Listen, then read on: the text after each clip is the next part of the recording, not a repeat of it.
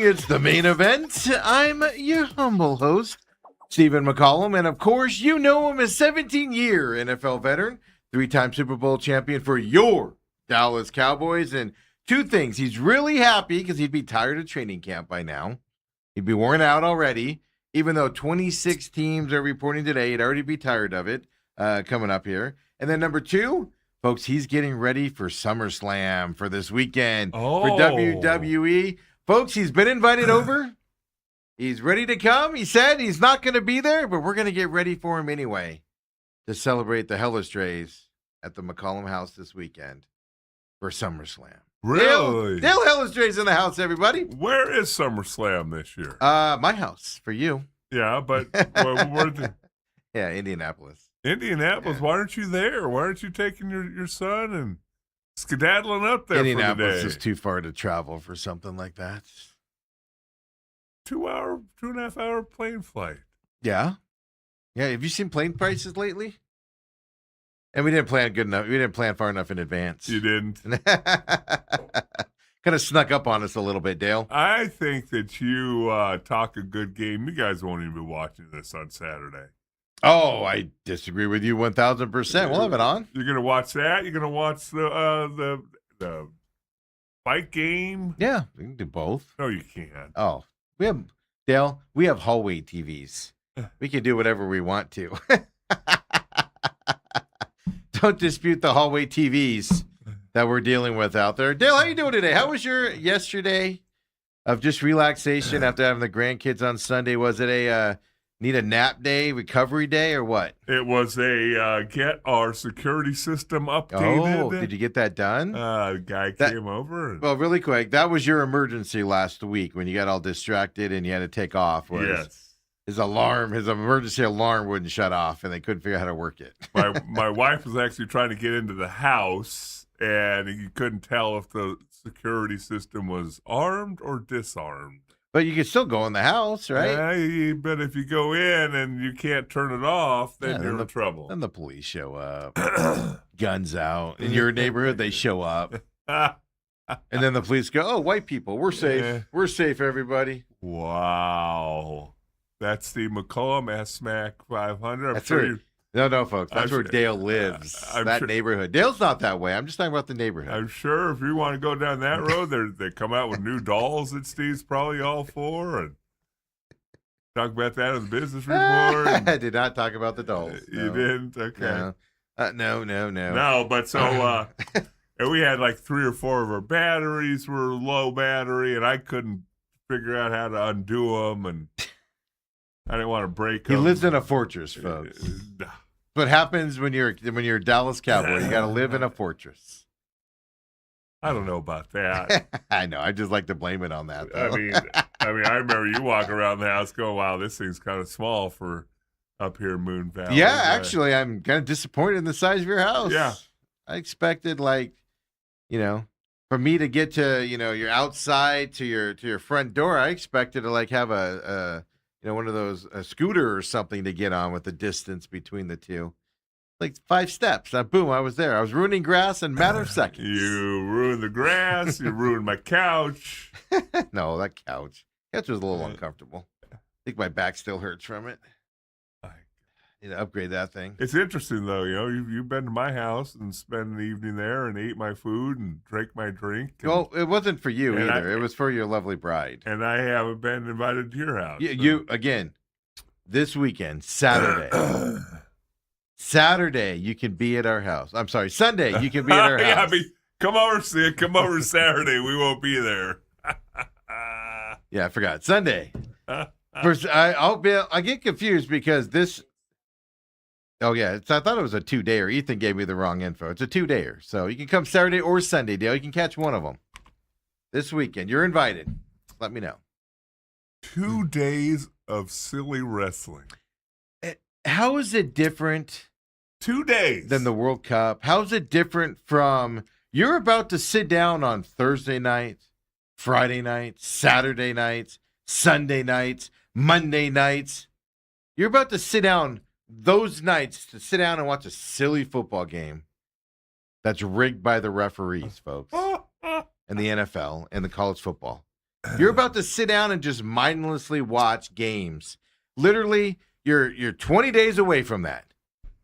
And you're throwing a fit about a 2-day wrestling event? Really? How's it any different? What's the difference? Don't forget the occasional Wednesday, and I I think there's a Tuesday. I left 2 games out for 2 days off for a reason. But still, you're about to do that. What's the difference? It's like remember when like Ethan does it all the time, or he'll watch somebody playing video games on YouTube, you know? Oh. And it's like, and at first I was like, well, that's stupid. Who wants to do that? And then I realized that's what I'm doing, watching football or basketball or baseball. I'm just sitting down watching other people play something. Like, there's no difference. Ooh.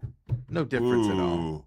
No, Dale, don't be a snooty dude. Here's the deal. Well, the thing is, the stuff you watch on TV, whether it be the World Cup or football or baseball, basketball, you can't do that. You can sit down and play a video game. No, that is true. I can't play NFL football, right? Yeah, that is true. I can sit down and do it. Yeah, so we're launching a new website here. We're in the process of putting it together and everything. TMEmediaaz.com. We've had it for a while. We've been working on it. And we're going to set up a gaming side of it as well. So like Ethan's streaming. I'm going to set up a streaming channel. We're going to have some battles on that together and stuff, like a couple nights a week. It's going to be fun, Dale. We'll get guests on, like Dale Hellestrae, to come on. We're going to get racing rigs, I think, so we can do like NASCAR racing and IndyCar games. And like rigs meaning like you sit down in a, a thing and drive like you do outside. It's going to be fun, Dale. It's going to be fun. We're doing it. Oh. We're doing it, and you can come over and drive. You can come over and race with me. Did you think you can beat a NASCAR guy? Oh, I've never said that. No, you haven't. Number one, I can't get in the car. Yeah, you climb me through the window. Yeah. That's not as easy as you think it is, folks. I'm not even thinking about it.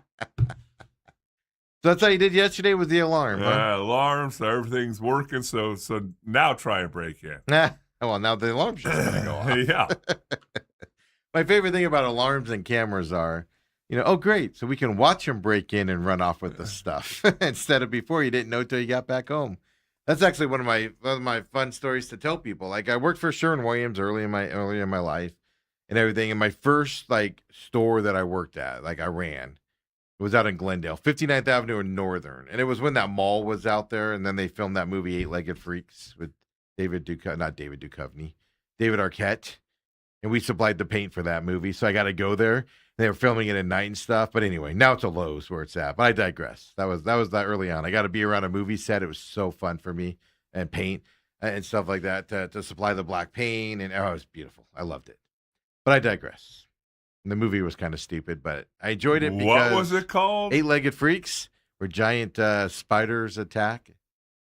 Yeah. Filmed there at 59th Avenue in Northern, where the Lowe's is now. But anyway, I digress. Yeah. Every couple weeks, we'd show up to work, and the store would be broken into. Really? Like they'd break a window and get into it. What would they steal? Paint brushes? Well, they were looking for money. But, at most, there was like $200 in there. One time, somebody put a rope around the safe that was in there. This was like a heavy safe, folks. Like, you cannot move it. And they obviously hooked it up to the back of a truck because a bumper was left behind. So they tried dragging the safe out with really? it. It wouldn't move. But then the company went, you know what we need? We need cameras at this place. So then they installed cameras. Then, Dale, instead of waking up in the morning, driving to work, and then working while they're replacing the glass and stuff, I'm getting calls at 1 a.m. that somebody broke in. And I'm living in Ahwatukee at this time. So it's not like it's a quick drive over there. Right. And everything. And then my assistant at the time lived even farther away. So instead of showing up to work and realizing we got broken into and dealing with it, you had to get up at midnight, 1 a.m, drive down there, deal with it, then drive home, and then drive back again for work. It was stupid. I hated those cameras. Because I was like, can we just go back to where I show up and it's broken so I don't have to deal with it at 2 a.m? Yeah. It was ridiculous. So anyway, that's my camera. So you can just watch people. So you had the good with the bad. You got to go see 8-Legged Freaks. I got to see him film it. Yeah, like when you watch that movie, by the way, it's called Valley West Mall. I couldn't remember the name of it. Robert chimes in on that. He goes, That takes me back. Wow. So they were going to tear it down, so they filmed this movie there. And if you watch the movie, Like a lot of there's like a lot of black around there and stuff inside that mold, that they're in and everything. Yeah, that's all. It's all shiny, bright, shiny paint, but on the camera it looks matte black. It's cool how that stuff works. I'm fascinated by that stuff and how it works and what they do and stuff like that. Yeah, I used to go over with several 100 gallons of shiny black paint that they would just paint out every night between takes. They just paint it out and stuff. And really? Scuffs happen and everything. Yeah. Huh. So, yeah, I didn't get to meet the great David Arquette, though. You did or didn't? I didn't. I can't stand him. No, they filmed at night, so we worked with them during the day, leading up. I got to work with the set designer guys and everything for colors and stuff like that. It's actually kind of fun for a 21-year-old kid.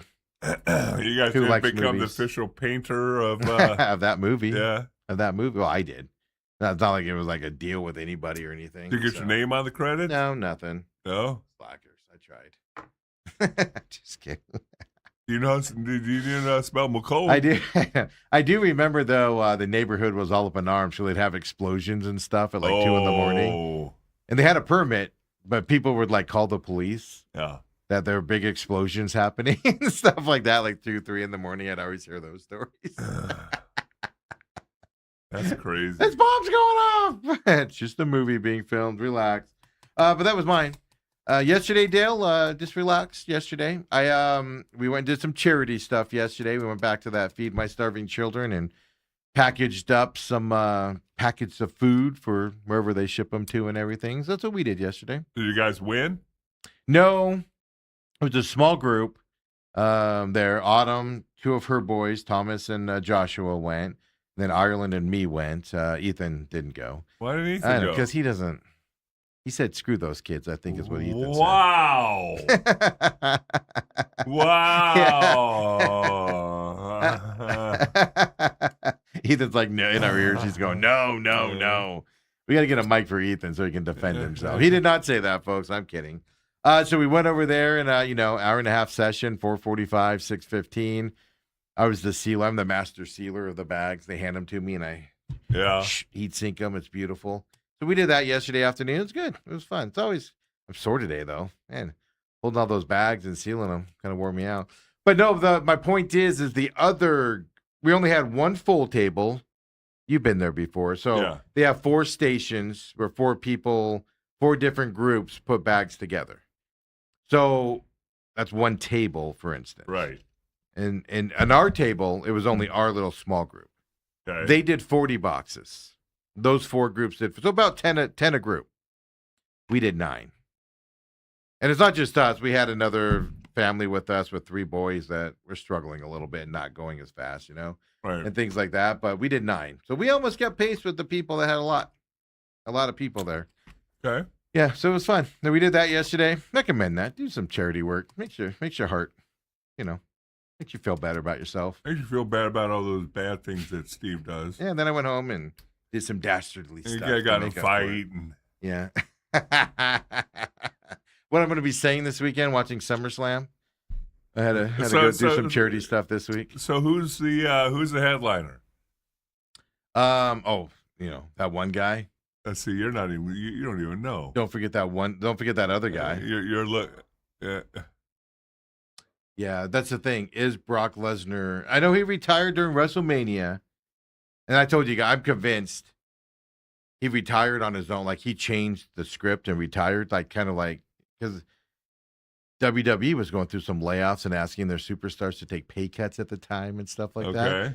So I'm pretty sure, like in WrestleMania, he finished his match. He literally threw up the X. You can see it. Which anytime a referee or somebody throws up an X in the thing, that means they're going off script. And he just retired right there in the middle of WrestleMania. We were all like, "What?" Because the rumor's always been he's going to retire during SummerSlam.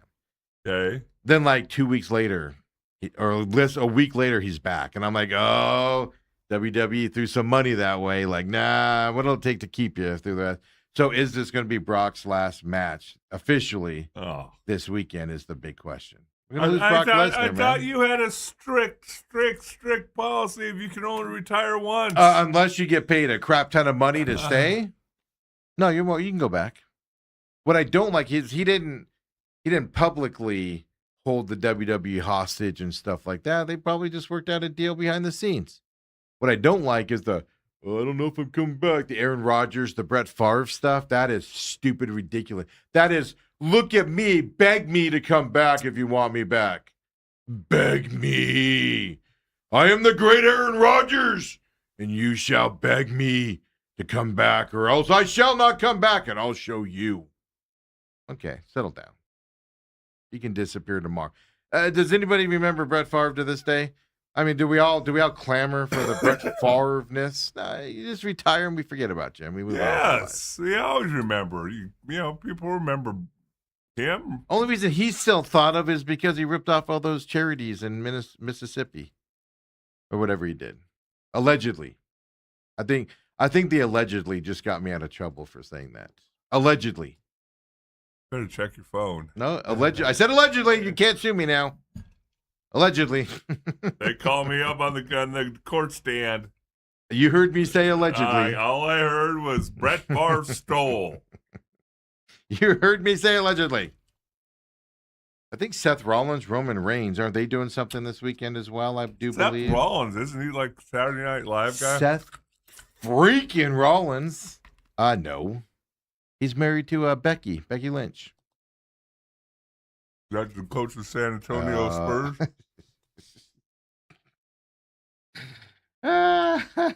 So anyway, Dale's invited over. He won't come. And you're telling me it's going to be like 3 hours on Saturday and then 3 hours on Sunday? Might be 4. Yeah.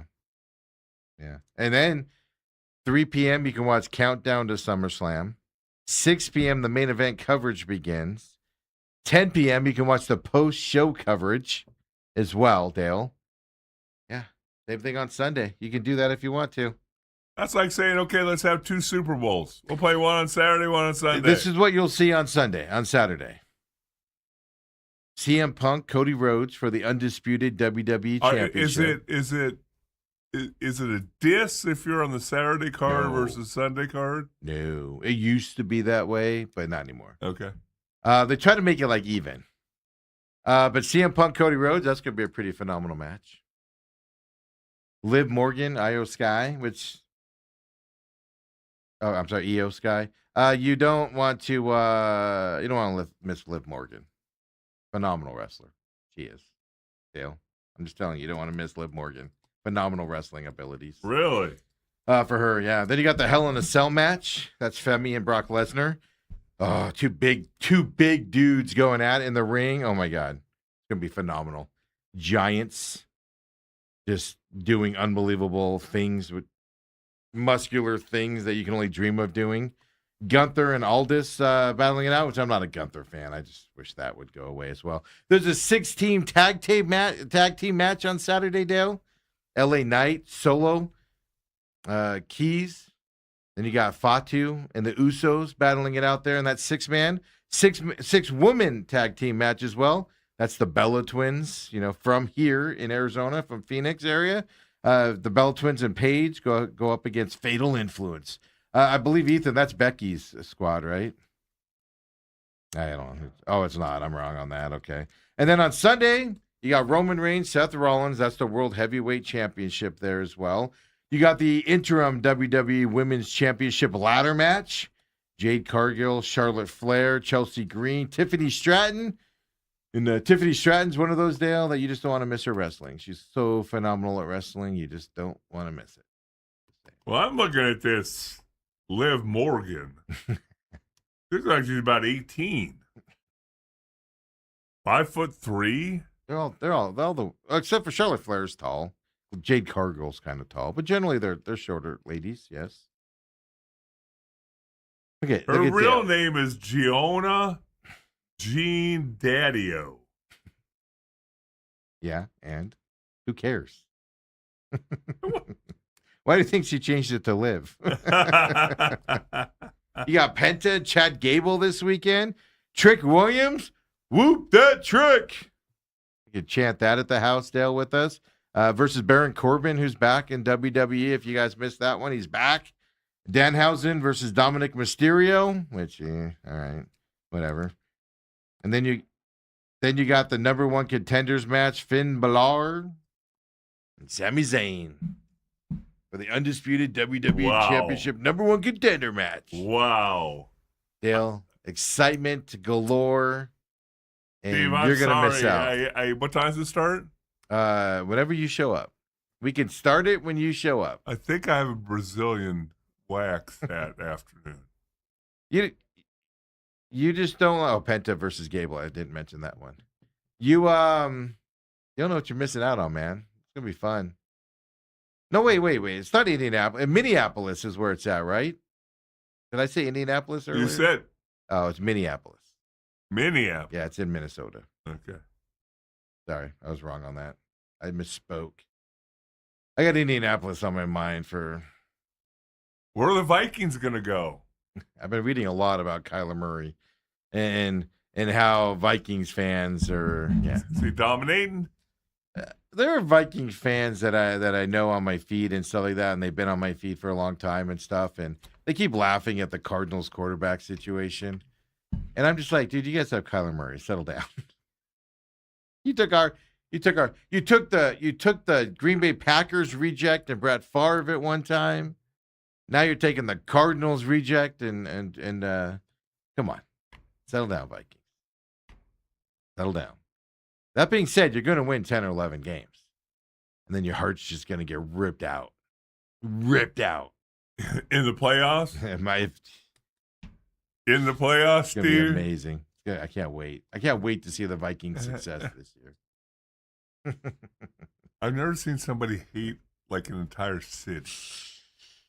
And I don't know why. You've never spent any time there. I've spent time there. You've been No, there. the people are very nice. Okay, no, it goes back to the Dallas Cowboys. Well, Cowboys fans are kind of a-holes in Dallas as well. They can be a little bit. But generally, the closer you are to the home city, the nicer the people are. Like Minnesota people, I've been there and I've worn Cardinals. I had a nice white Cardinals long sleeve shirt when the Cardinals played there one year. And I had just a little Cardinal logo on the front. I wasn't like in front of it, and that's all I did. I walked around with that.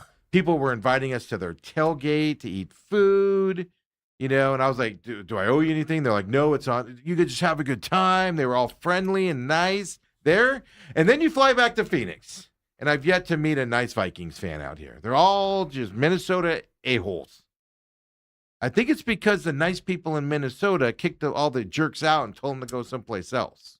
Ooh, that might be your first good idea. Same thing with Steelers fans, by the way. Cowboys fans here are way worse than Cowboys fans in Dallas. Now, in Dallas, they can be a little pretentious as well. Don't get me wrong. But they're worse out here than they are there. It's just there's something about the farther you get away from the team you support, the more of a jerk you are. I don't know what it is. And I judge all of Minnesota because of the a-holes that I have to deal with. There were a couple that actually used to call Radio Ron, the boss at the station, and demand I be fired because their city is just basically a giant porta potty, and they didn't like me saying that. The whole thing about all this that you're talking about, my only question was, you're a Cardinal season ticket holder. So you watching their 8 home games back then wasn't enough. You had to go to Minnesota.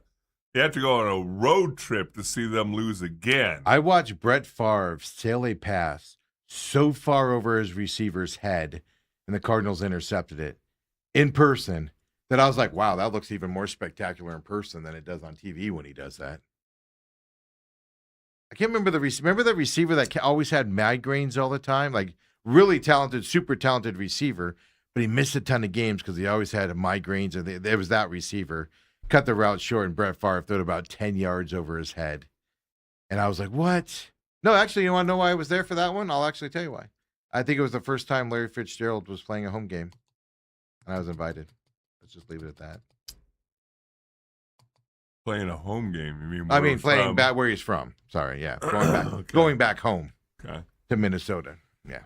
Boy, it's just, you bitch and moan about driving 45 minutes to the stadium on Sundays. Dale, we landed. It was the old stadium, too. It wasn't the new one. And now you fly 3 hours to get to Minneapolis. It was the old stadium, not the new one. So I haven't seen the new one. But, no, you land in Minneapolis. I'll never forget. Just the beauty of Minneapolis after I landed at the airport and I go get on the train. They're like, just take the train downtown. Take the train to the stadium. And we were staying at a hotel right across from the stadium. I'm like, cool, I'll hop on that train. Hop on the train, Dale. First thing I experience is this dude all hopped up on whatever he's hopped up on, yelling at himself and slapping himself in the face. And he's taking elbows and hitting the windows of the train and everything. And everybody's like trying to get away from him. And I'm like, Minnesota. First thing I experienced, my first time stepping into Minneapolis, some tweaked out loser on the train. No security around, no nothing. Everybody's trying to get away from this guy. And then the doors open. He just walks off like nothing happened. He's just like, all right, everybody, see you later. And just walks off the train like nothing happens. And you're just looking at him like, I'm like, beautiful Minneapolis, Minnesota. Welcome. I am home. I found my new home. You wasn't getting psyched up for the game or something? No, it was like a Thursday night or Friday night after I landed. I think it was Friday night. And I landed. It was so stupid. I was like, and I'm literally like, well, welcome to Minneapolis. Cool. Oh, Steve. You know how to attract them. Autumn says, we would have had more without those ridiculous kids scooping the ingredients. Get with it, kids. Oh, yeah. Yeah, at the place yesterday. Yeah, I mean, they were learning. There's definitely a rhythm and a better way to do things there. Well, they were like getting it everywhere, and they were scooping it. But then also they were doing the bags heavy or light. Yes. Like there was no consistency. So Ireland and then one of their other kids was weighing it. So he kept having to scoop stuff in or scoop stuff out and all that. So I was like, So then we get into a rhythm and then something would happen and stuff like that. I mean, they were doing their best. I'm not knocking them, but. Yeah, you are. Freaking kids. Stupid kids. Not knocking them. Robert says, isn't you working with the elderly charity work? Yes, it is. My back hurts today, too. Carrying Dale yesterday all day just made my back hurt today. The weather, my body was Seriously. hurting all weekend long. It feels a little better this morning. Oh, really? Oh, yeah. Oh, no, because I woke up this morning, and dude, it's funny. Like, these are, I don't even know how much these bags weigh, but they're tiny bags of food. No, but you're standing in a certain position. But you're grabbing them, you're doing it, you're tossing it to the kid bagging it, and everything, and you just repeated motions that you're not used to doing and everything. That and then the weather for me, actually, that's when my back gets all set up. Was as soon as I saw the rain, I was like, oh, now I know why I feel like this. Now I know why my body's like this and stuff like that. But yeah, it's like, oh my God, what a wuss am I? That these little tiny bags, I was just sealing them, and I can't move today. I would have thought your son would step up and say, "You're not a wuss, Dad." But that was very quiet on the other side of the wall. He makes fun of me too. Yeah. He makes fun of me too. No, I do understand because you're standing there and you're blowing and going for an hour. Yeah, or 50 minutes or whatever. Yeah, whatever. How long that is. Yeah, it's 50 to an hour. Yeah. And when you're the bagger, at least when we did it, we had people on both sides, so bags were coming from both ways. And if you didn't get the exact seal, then there's 4 bags there. And yeah. Well, last time we did, first time I was the sealer. They were just back, and I'm like, oh my God, I can't keep up. This is stop. Slow down, slow down. This time I was like waiting in between. Every once in a while, I get 2 bags at the same time, and I'd be like, oh, action. I'm an expert. I only messed up a couple of them. Where you do them crooked or something, or you fold, like one of the corners gets folded down, and you do it so there's this little lip in it or something, and you're like, whatever. And they are very strict. I wonder how many bags they go through in the boxes where they go, you got to take this one out. All right, they put a little code on the bottom. Like, McCollum family. Those idiots, they're not coming back. Well, the best part was I'm sitting there envisioning, because they have pictures of, kids that they send it to in these other countries and stuff. And I'm not making fun of them, but I'm just sitting there like in my mind being like, they're going to open up this box, and they're going to get it back, and they're going to go, the F is this? Yeah, how come it's all rice? What's this? They just throw it on the ground and walk off in disgust because of the way we packed it. It's just like having fun with that in my mind as I'm doing it yesterday. But it was good, man. Robert says, FYI, Dale's younger than me. So there you go.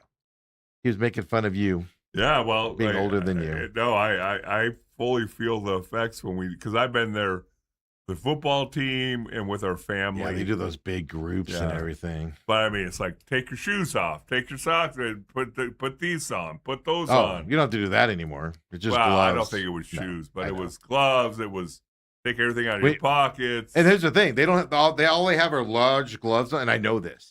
And like to get to the bigger size, like they keep them like behind lock and key.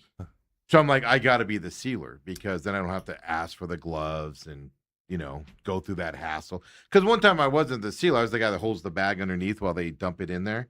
And it took me 10 minutes to find somebody that could find me the larger gloves because large gloves like don't even go over my fingers. So that's why I was like, I got to be the sealer because then I don't have to go through all that stuff and everything. Like I was like going through like hyperventilating going in, like, let me be the sealer. Let me be the sealer. Well, you're the boss of them. I don't want to cause problems. But it was a good time yesterday, helping charity out. It's always fun to do that stuff. We'll go back a couple more times here as school's starting and everything. Well, I demand the next time that Ethan joins you guys. I don't disagree. Yeah. Blacker. Yeah.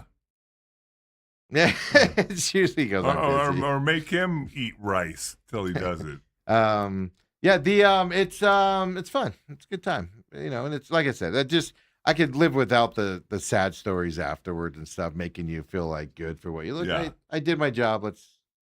I don't need all this stuff afterwards. It's fun. It's fun to do. And I'd rather do that. I mean, there's a lot of charities to choose from, right? We always highlight Lou San Xavier down south in Tucson, and Bruce Cooper, of course, with what he does. I just forgot the name of it over here downtown, and I just he does St. Mary's Food Bank. Thank you. All that stuff. Like, there's a lot you could choose from and everything to go with, and it's just just a few hours, 4:45 to 6:15, and you're done. Right. You can't beat that. I mean, you're sitting around until you get in there, and then once you get in there, I mean, it's blow and go. I know, they kind of like lull you to sleep with all the videos you got to watch. Yes. I know what you're. And the video is full of crap, by the way. Like none of it's factual. When you get in there, it doesn't work that way. You need to update that video. I'm going to call him out there. But it's a lot of fun. It's a good cause.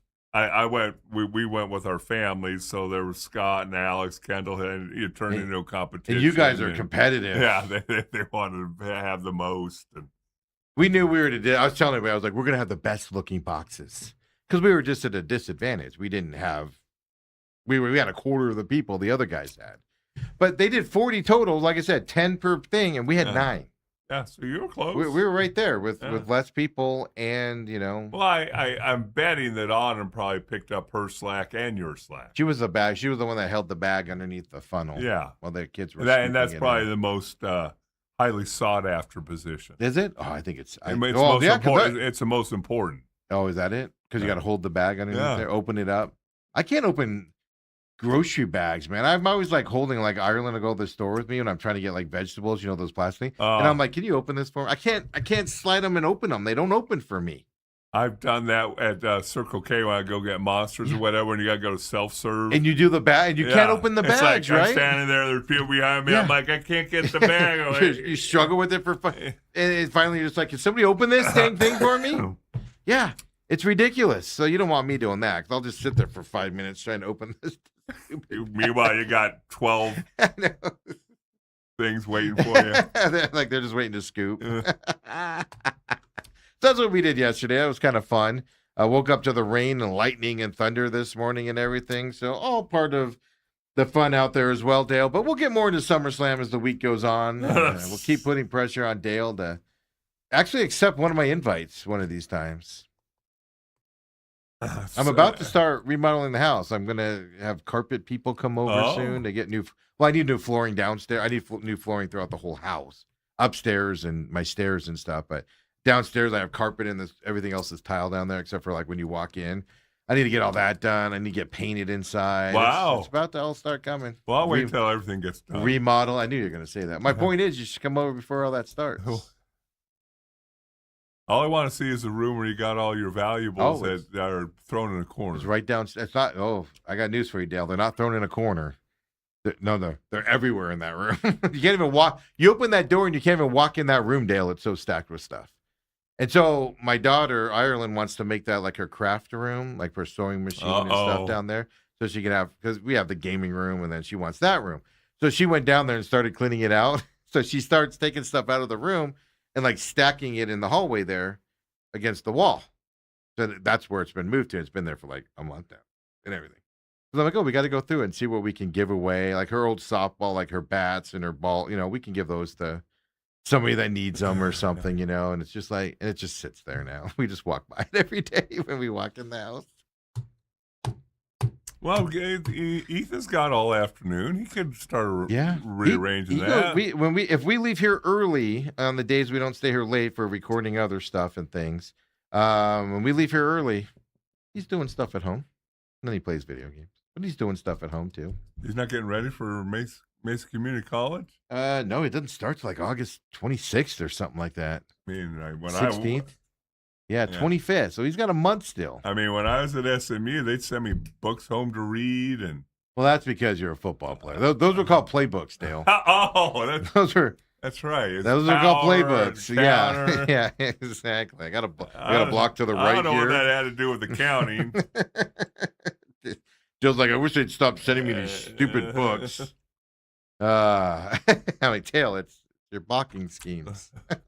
Nowadays, they just send you a file on an iPad or something, right? That's what you do, or you log in and have to access it at that point. It's just amazing how technology's changed out there. Autumn says Dale is right. It's the highest level of responsibility, and frankly, all the other jobs pale in comparison. What's she talking about? Me taking care of Dale over here? No, who were doing the job. She had texted me and said it was a one-woman operation. She carries you guys. She opened a bag and held it under the funnel and then handed it to the You already waiter. said you can't open a bag. No, I wouldn't have been able to. Yeah. Robert says, I think Autumn just tore her rotator cuff, patting herself on the back. I mean, he didn't say patting himself on the back. I'm adding that onto that. He just says he thinks he tore a rotator cuff. But it's a good time. It's a fun time. And it was good. I mean, Autumn and her two sons came along as well. They were warehousers, so they were the packers of the bags, the boxes and stuff. Yeah. But it's fun, yeah. So me and Ireland are going to go back later on the week again. So he wants to tag along. Dale, you want to tag along to that? No, I want to go with somebody who wants to win. I don't want to go. I'll go with Autumn, but you and Dale, your daughter are going to go, and you'll have. Dale, there's nothing I could do. When I was the sealer, there was nothing I could do. I was at the mercy of the baggers. I could cheer them on. I could clap. I couldn't do anything else. I was at the mercy of their speed. How about let's go? Yeah. Let's go. Let's go, you little S's. I didn't necessarily say that. I'll yell it. Morale's not going to improve. The beatings will continue if morale does not improve. Let's go, kids. I think maybe you should start doing training camp. Get ready for it. I need to because I'm a little bit sore today. I'm not going to lie to you. A little bit sore out there is what I am as well. So, fun times. Hey, did you notice this yesterday? I was reading into this yesterday, and I made a specific note. Because I mentioned yesterday with the Michael Lombardi being suspended. And I go, shenanigans are afoot around that North Carolina. I phrased it a different way yesterday. And then the rumor yesterday was, and it's not a rumor, it's true, he was suspended because of a complaint within the offices. Yeah. And I told you, I said, okay, I just have a feeling North Carolina, because we went through this at Arizona State. You bring in some NFL guys, they want to operate not the way they should, right? They want to do it their way. And you break some rules or whatever. The University of North Carolina football team is being investigated by the College Sports Commission.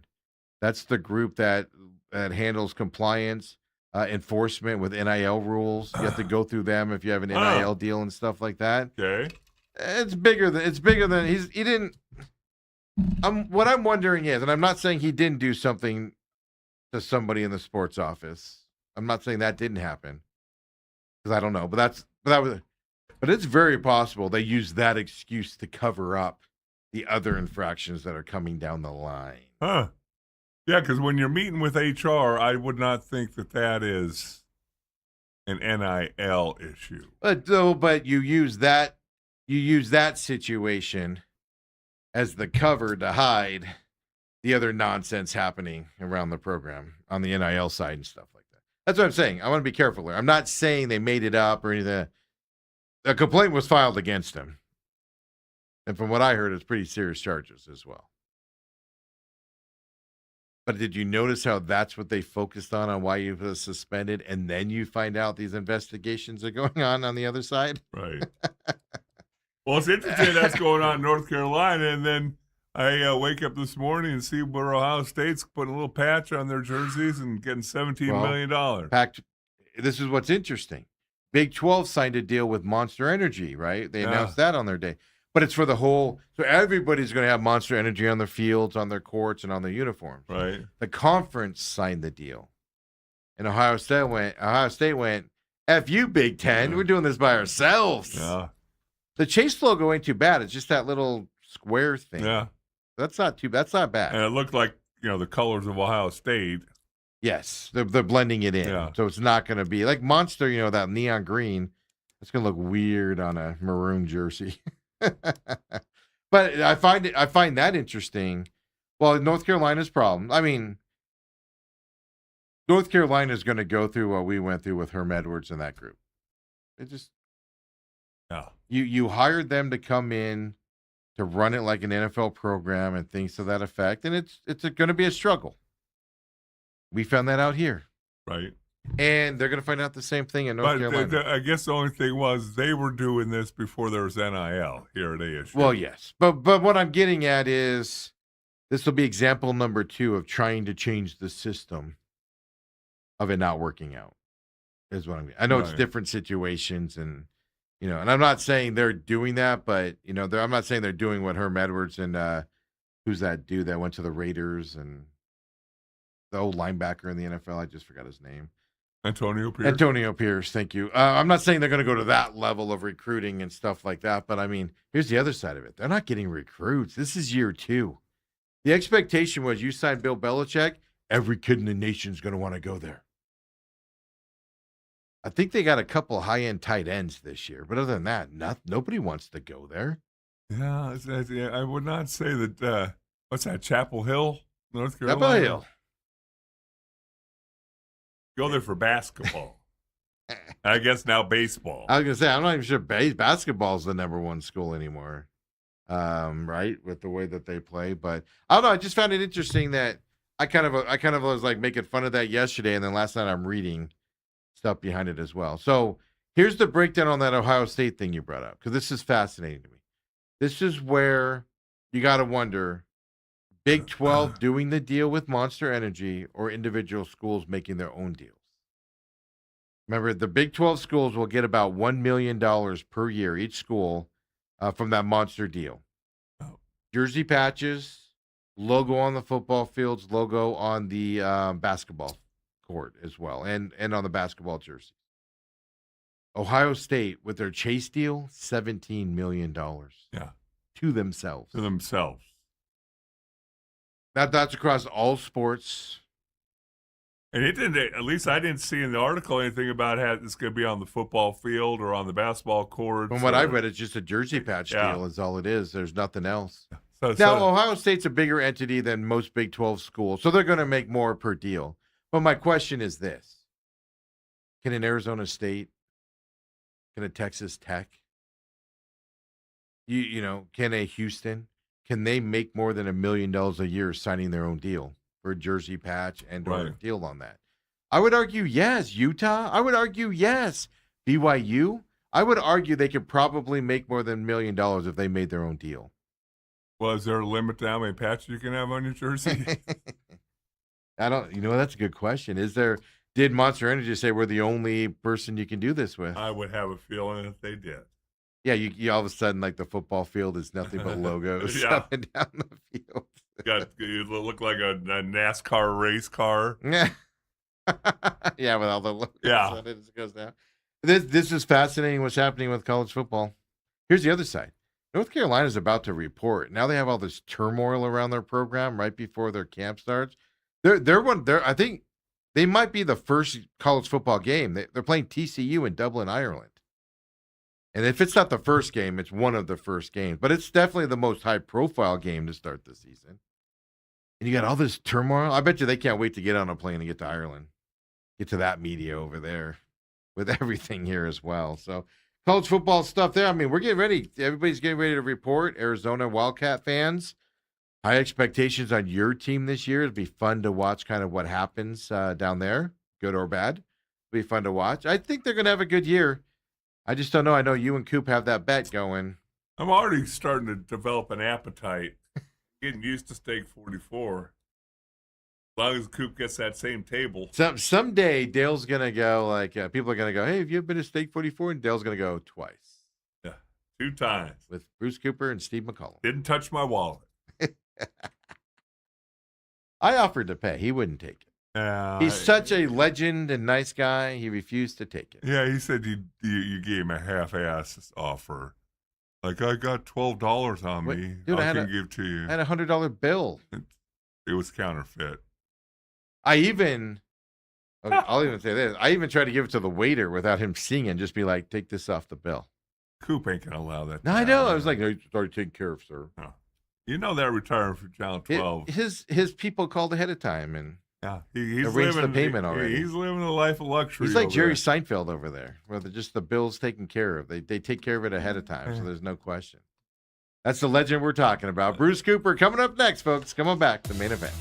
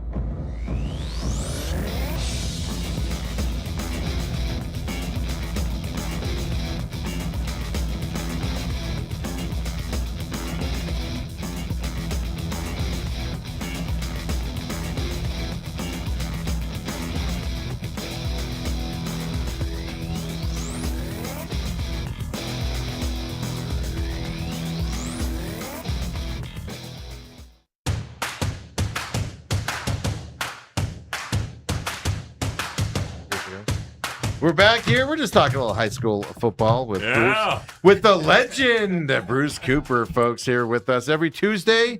Appreciate you coming in as always. Good to see you. Always looking good. No Diamondbacks gear on today, folks. Well, you know, Diamondbacks have chapped me here. Yeah. Again? Yeah. You know, here they were. They had won 10 of 12. They were like, 6 games over 500. Mm-hmm. Right. And I'm like, wow, this is going good. Yes. Because they took the first game of the series against the Nationals. Yep. So the games Saturday and Sunday, second and third games of that series, they had to turn it over to a pair of rookie pitchers, Mitch Pratt and Cole Drake. Yep. It didn't go well for either one. They lost those two. So I'm thinking, okay, now we move on. We lost that series. Now we don't even have that tiebreaker against the Nationals when it comes down to it. Right. Well, let's go take care of business against the Pirates. Merrill Kelly was throwing an excellent game. I mean, I don't know what his insistence of trying to pick off the runner at first base. That led to a wild pitch runner at third base. And they eventually score, and they would not have scored if Merrill hadn't thrown. So it's an unearned run. It's cut to 2-1. Unfortunately, Loiza gives up a run in the eighth, back-to-back 2-out doubles. And now we're tied at 2. This is where I started having a problem with the Diamondbacks. Go to extras now. We're in the 10th. You get that ghost runner. Barosa's the ghost runner. Corbin Carroll's at the plate. It's a rocket to third. I mean, right at the third. One out, and we still have the runner at second base. Didn't advance. Right. Next batter up. Rounder. 2 outs. But then he threw it away. I mean, he threw the ball away. And so now we have runners at second and third. Make sure you're talking into the mic there, Coop. You're looking away there. There you go. Keep talking. Just keep talking. So we have runners at second and third. There you go. 1 out with our best hitter, Gabby Moreno. I mean, Gabby's been terrific this year. I mean, he's been the offensive MVP of this team as far as I'm concerned. Okay. Second and third, 1 out, Gabby up. I mean, man, him and his pitch, it's an 11-pitch at bat. He just keeps fouling them off. Then he took a called third strike. So it's 2 out. I'm like, oh. Then they intentionally walked Ketel Marte. I don't know why. Marte's been brutal. Yeah. And I brought up Max Kepler, who's the hottest hitter going right now. I mean, he actually wound up with 3 hits in the game. He hit a scorcher to center. It's an out. And so the Diamondbacks pulled it after. Right. That game open. And with that said, I mean, here we see the Pirates. I mean, they score a run with the Diamondbacks bringing the infield in, and a scorcher right to first baseman Ildemaro Vargas goes off his glove. Ball game. So now the Diamondbacks are in a 2-way tie for that third and final playoff spot with the team that they just lost to, the Pirates, with games 2 and 3 of that series coming up. But I like the fact that Brandon Pfaadt is going again. Brandon Pfaadt's been their best pitcher since going down to the minors and coming back up. Can't argue there. And that's saying something. Right. Because, I mean, the way that Eduardo Rodriguez has pitched this season, I mean, it's almost an insult to say that someone's been pitching better than him, but Brandon Pfaadt really has. And so we'll see what happens these next couple of games. But, hey, guys, the trade deadline is next Monday. Mm-hmm. Well, okay, so, and obviously we can bounce all around the Diamondbacks. And, Steve and I talked about last week, hey, these 2 series, you can get some great separation from 2 teams that are chasing you. And they didn't. Or you can let them back already. in. Yeah. And they've done that. Really quick, throw up the NL wildcard standings while we're talking about the Diamondback standings here. Sorry, Doug. Okay. Well, so they're tied there. You see the standings. Coop, you're my age, a little bit older, I think. And I wonder if you took it the same way I did. Like when Kyler Murray scrubbed his Instagram of the Cardinal stuff back when he was looking for a contract, I didn't even think anything of it. I didn't even think, oh, that's serious stuff. I don't know if you did or not, because I'm not an Instagram guy, and I don't believe that's how you send messages. But it was true, evidently. What do you make of your boy Ketel Marte? Well, it's really mystifying to me because, see, the Diamondbacks can't trade Marte without his approval. Right. He's a 10-5 guy. So, I mean, I think the situations are entirely different, really. But I don't know the reason for him scrubbing his Instagram. Look, I'm not a social media guy either. I'm like you. I mean, old school. I don't look into that stuff. Right. I don't know what it means, but apparently it has some type of messaging. Right. What that messaging is as it relates to Marte, I have no idea. But the bottom line is I know this. Diamondbacks cannot trade him without his approval. Mm-hmm. Right. So I don't know why he's getting so up in arms, but look, the guy's been brutal. Yeah. I mean, brutal is really bland. I mean, for his talent level, though. I mean, look, there are 3 players that are going into this season that, I mean, I'm talking about 3 of the Diamondbacks' best players: Corbin Carroll, Ketel Marte, and Geraldo Perdomo. 3 players. I mean, these are guys that have been all-stars on the Diamondbacks. Oh. These are 3 players that have not met or exceeded, I'm safe in saying this, our expectations. Right. I was going to say limited to mine, but I think I can safely say our expectations. They have not met that. I mean, I'm vastly, grossly disappointed with Corbin Carroll. I mean, he just continues to nosedive. And what really chaps me about his play is his penchant for chasing pitches. He just The high yeah, the fastball high ones. specifically, Yeah. And then Marte. I mean, there's a 3-ball and 1 strike pitch count against him, and the pitcher throws the next 2 pitches in the dirt, and he swings and misses. Strike 3, dude. Take the damn walk. Right. I mean, he really frustrates me. I think Perdomo, of the 3, Perdomo is really trying. I think he's trying too hard because, I mean, when he bats left-handed, he wants to wear the gloves. Then when he bats right-handed, he takes the gloves off. I mean, he's searching for any and everything. Yeah. But at least I see something. But he will, like Gabby, he'll work a count. And so, I'm okay with that, but he's just not playing up to that all-star status that he did a year ago. Right. I mean, the guy finished, what, 3rd or 4th in the MVP Yeah, I was going battle? to say, I think 4th in the MVP voting. And you wonder why the Diamondbacks are scuffling so offensively. I mean, their best players are not having the offensive season we all thought or expected they would have. Right. Well, I mean, going 2, what was it? 2, let me look it up real quick. 2 for 14 yesterday in runners in scoring position. Well, yeah. I mean, it's just they have chances. Every game they have chances. Every other team they play is like 2 for 6 or 4 for 9. And you're getting multiple guys are getting in scoring position and you're not able to move them around. And you're doing it in astronomically higher numbers than your opponents are. And you're not able to get them home. It's just absolutely killing you in those moments. Guys are hitting. Everybody's above 200 except for Barossa, who came in yesterday for he's Walt always Schmidt. a defensive replacement. But anyway. exactly. And even with Walt Schmidt making that catch against the wall, it's like, obviously he can play defense, coach. You can leave him out there. But I digress. But the Diamondbacks aren't able to score, but they're getting more guys into that position. It's continuing to happen. I mean, I get it. It's the player's fault. I get it. Carroll's going after high pitches. Walt Schmidt, loves those high pitches as well. That's why he was sent down originally. He's trying to learn that as a young kid. But at some point, we're coming up on August 1st. Yeah.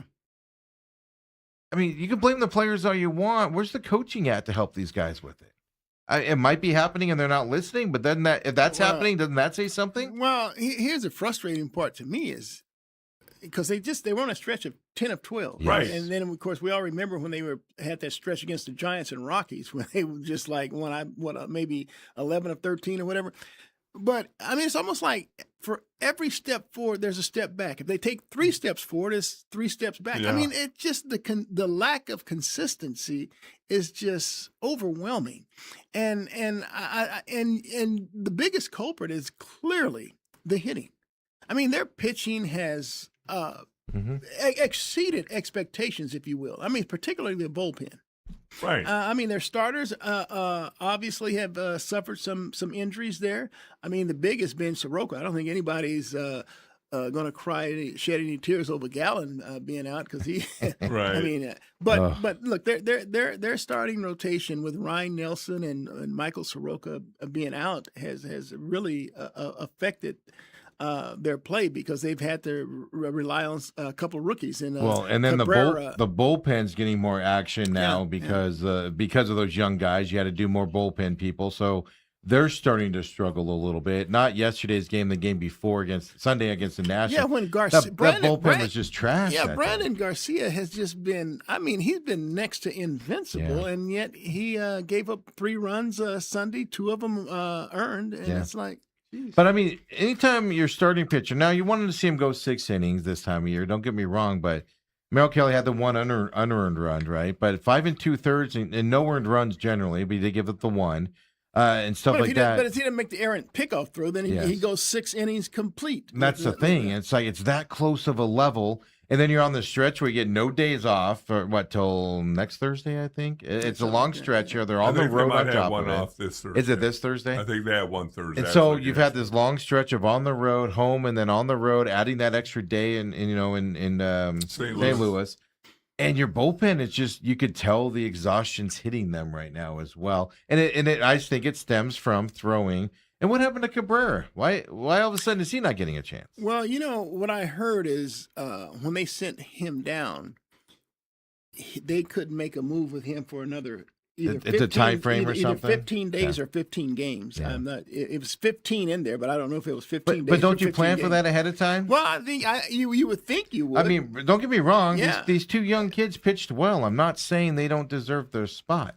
But to me, Cabrera's the guy that should be up here starting. Well, and pitching. Cabrera has pitched better than That's what I'm getting at. either one of them. Yeah, And, but they didn't pitch bad. Particularly, no. I thought Cole Drake. I didn't mind seeing him pitch again, but Brett has not. That's a weird pitching style. Yeah, I don't know if I can get used to that. Yeah, but look, you're absolutely right. I mean that's a front office error. I mean, if you send him down, and I know they sent him down just before the All-Star break. Well, they also were saying Soroka would be back right after the All-Star break, and then we come back from the All-Star break, and they're like, he's going to start pitching in, warming up to come back and doing all those types of stuff. And it's like, so that's what I get to here, though, and what I struggle with. Where's the coaching? And if the coaching is happening and the players aren't listening, that's another coaching issue you have.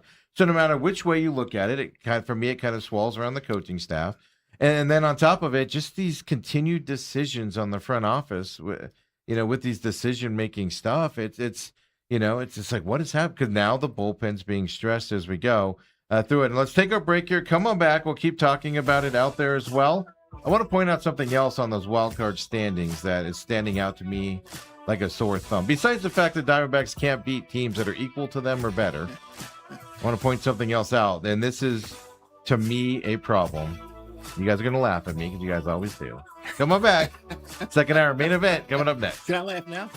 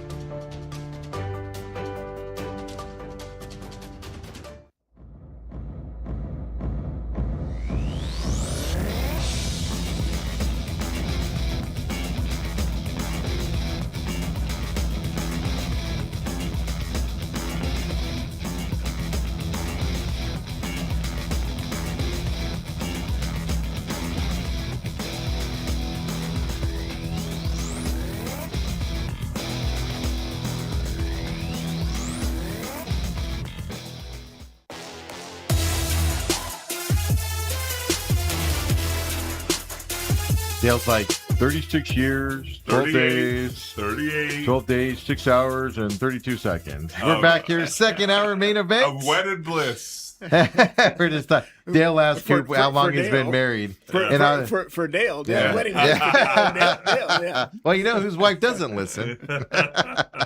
Of course, we're here. Bruce Cooper here on Tuesdays as well. Local legend, Bruce Cooper. Gonna work on a voice thing for you to make this good and stuff like that. And of course, Dale Hellestrae. I'm your humble host, Stephen McCollum as well. And we're just talking some D-backs here, but throw up those NL wildcard standings here. We know bats are a problem this year. I question some of these decisions. We talked about the Cabrera deal.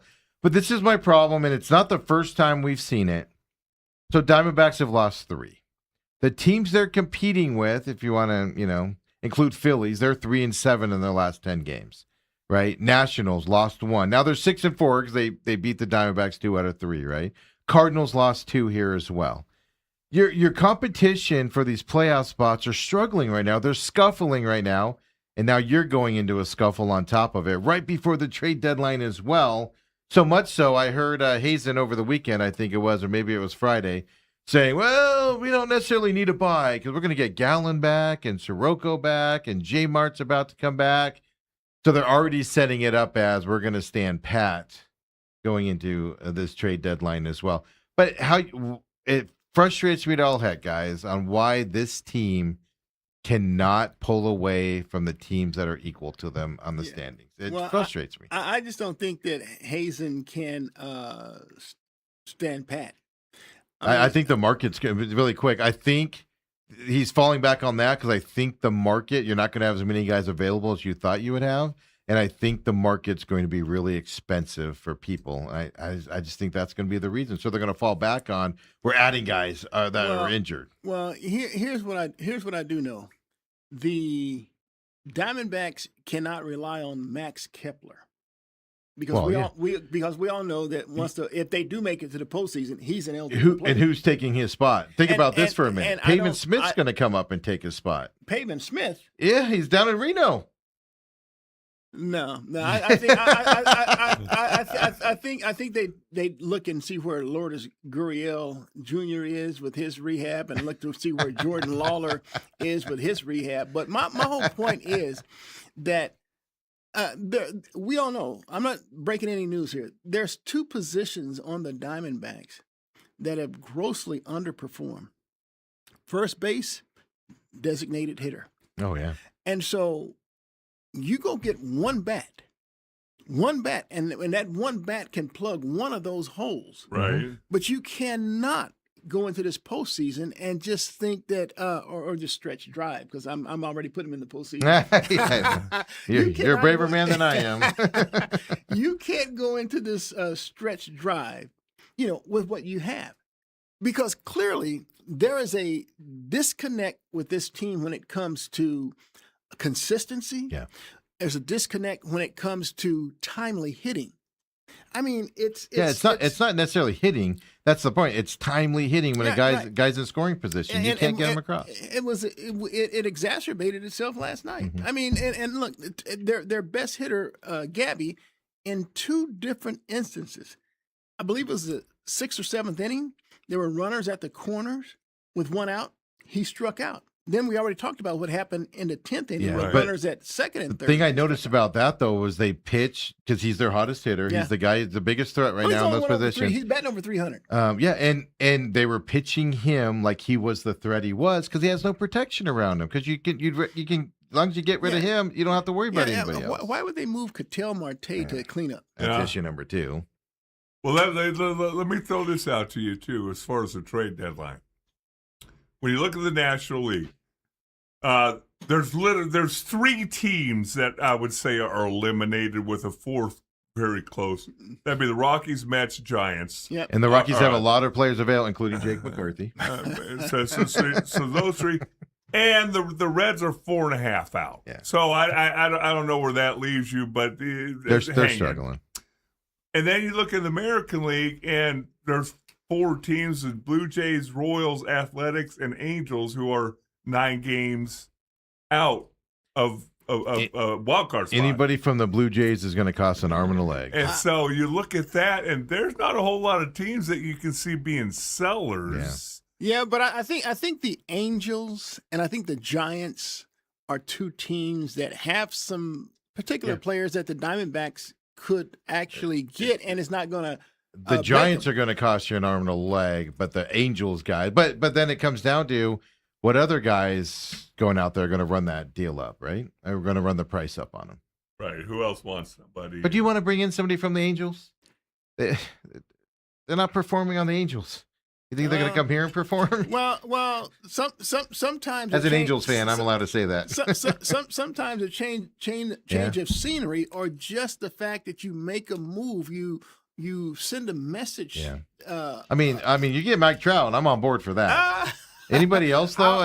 You got a question. I was thinking of him, but let's look at the Giants for one. I mean, they have a guy named Luis Ariz. Mm-hmm.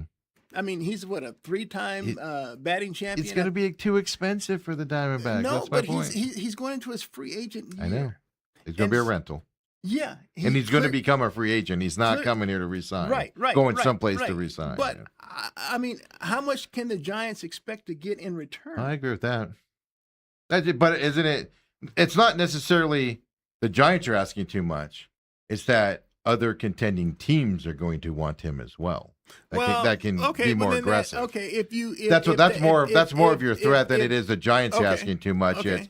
So the Diamondbacks are interested and they're in the conversations. Then you got the Yankees, the Red Sox. I'm not going to get into a bidding war, but I would just think that the other contending teams would be in an opposite mindset of the Diamondbacks, and that they'd be looking for arms and not bats. And I think the Diamondbacks are one of those rare teams that could look for bats instead of arms. I think the trade deadline is going to be kind of standoffish until Scooble finally finds a home. I think Scooble's going to kind of hold this thing up till late because everybody wants him. Everybody would take him. And so people are going to kind of hold back and say, well, if we get Scooble, obviously it changes what we do other places and stuff. So I think he's going to kind of hold. And the other guy is Miller, the closer for the Padres. Oh, the Padres aren't getting rid of Wade Miller. He's going to go. Are you high? He's going to go. Dude. Well, you know what? Now, I do agree with you on this. Why would the Padres get rid of the best closer in baseball? I'll tell you why. They're going to unload some talent. And the reason why is they announced a new ownership group. And it turns out the new ownership group has no money. They haven't done their financing. Well, if they have no money, how are they in a position to buy the team? Well, that's the problem. They came out and announced they don't have their financing in order, so they're not currently buying. They're in line to buy it, but they haven't got their financing. If you're the family of the Padres and you're spending all this money for a team struggling, unless you have a deal with the new ownership where you keep them there, you're going to start unloading some payroll and stuff so you make more money while you're waiting for the sale to go through. That is a legit threat in San Diego. And you have the best closer in baseball, and you're able to make that move to save some money. It's a possibility, Coop. I've been reading all about it. I'm fascinated by this. And if I'm the Diamondbacks, sell your soul to get this guy.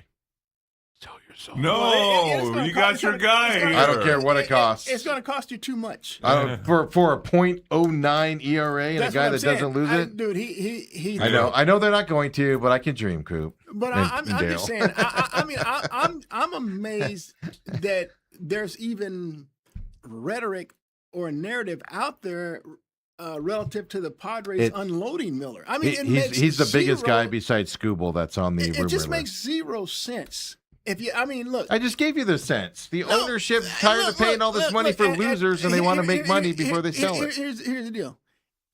Regardless if I'm trying to unload my team or not, I do realize that I need to put a product out on the field that is representative of my fan base. You still got everybody else. It's your closer. Look, everybody else coming back. Look, I'm not trying to unload. Machado's starting to heat up. Machado's one of those guys I can get rid of because he's been in the league for 900 years. All right, but I'm not trading Fernando Tatis. I'm not trading Cronenworth, and I sure as heck ain't trading Miller. I mean, I don't disagree with you. I'm just saying. Certain people. I gave you the reason why Padres ownership might unload because they don't have a buyer and the buyer's not buying it anytime soon. Well, I tell you what, the Padres they have some idiots for owners. Well, I'll tell you that. Yeah. Well, that's second generation wealth. What do I ever say about that, Dale? They're a little bit idiocy when it comes to that side as well. Out there. I mean, I know the Astros are looking for a bat and outfielders. They can get competitive, but I think they're pretty much out. I know they're still in it technically, but they've struggled all year. So that's the thing. The big bats, there's going to be very few guys out there, and then people are going to be looking for them. And I think that's the Diamondbacks' disadvantage going into this, to be honest with you. So I'm just looking here at, ESPN. I just pulled this up. Scooble obviously is a big name. I think that's going to hold it up because teams aren't going to make trades until they find out if they're going to get him or not. But the Dodgers, everybody has till Monday. Well, I know, but if you're going for Scooble and you're not the Dodgers, that's probably going to be your only pickup you're going to be able to do. But if you don't get him, you might be able to make 2 or 3 moves, type of a situation. Unless you're the Dodgers there. I've seen him a lot tied to the Brewers, to be honest with you. Scooble to the Brewers. Well, the Brewers have been famous for unloading. That's my thing. And I'm like, is this the year the Brewers change things up as we go on? But I mean, the Braves need help out there. The Cubs need help, to stay competitive in that division with those 2 division rivals as well. The Yankees and Rays. But in each of those teams, Cubs and Brewers, and Braves, we're talking arms. We're talking arms. Oh, well, absolutely. They need pitching help. Okay, Yeah. so You're right there. So I'm still trying to find a way to get you to jump on my side that we can get Luis a rise. Well, no, I'm not saying you don't get him, but think about the Mets are going to be unloading some bats. Sure. But what you're going to run into, like I said, it's not that the Mets are going to be asking for an arm and a leg. It's that any Mets player bat that you're looking at, the Yankees are also going to be looking at, and the Yankees are going to outbid you and pay more for it if they really want. And that's just one team. Then you got the Dodgers that can outbid you and stuff to that effect. What I'm wondering is because the Diamondbacks have started doing things and saying things like, oh, don't forget, we're getting J-Mart back. We're getting, Soroka back. They keep saying Gallen's coming back, which God help us, right? They keep talking about Burns at the start of September. Exactly. So they're floating that for a reason, Coop, and that's because they're like, if we don't get anybody, the fan base is going to freak out. So we need to start setting the stage that we don't need anybody in case because the only way they're not going to get somebody is if they're too expensive. Other than that, they should be competitive, and they should be able to get whoever they want. Well, this ESPN article, it is interesting. They have 2 options for Mason Miller going to either they have Miller going. They said it'd be a blockbuster. One team is the Milwaukee Brewers, and Brewers need a closer. Well, see, the Brewers are stupid. They need a closer. That's a tough division, though. No, the Brewers. They had one of the great all-time closers in Hatter. Yeah. And what they did, they freaking traded him to the Padres. Right. And now they're trying to acquire on that dude. I mean, well, I don't understand. I think is that the blockbuster trades that could shake MLB or something like that. So they're kind of speculating on what could have changed things. But you got to remember the Brewers, Cubs, Pirates, Reds are fading a little. That division's tough.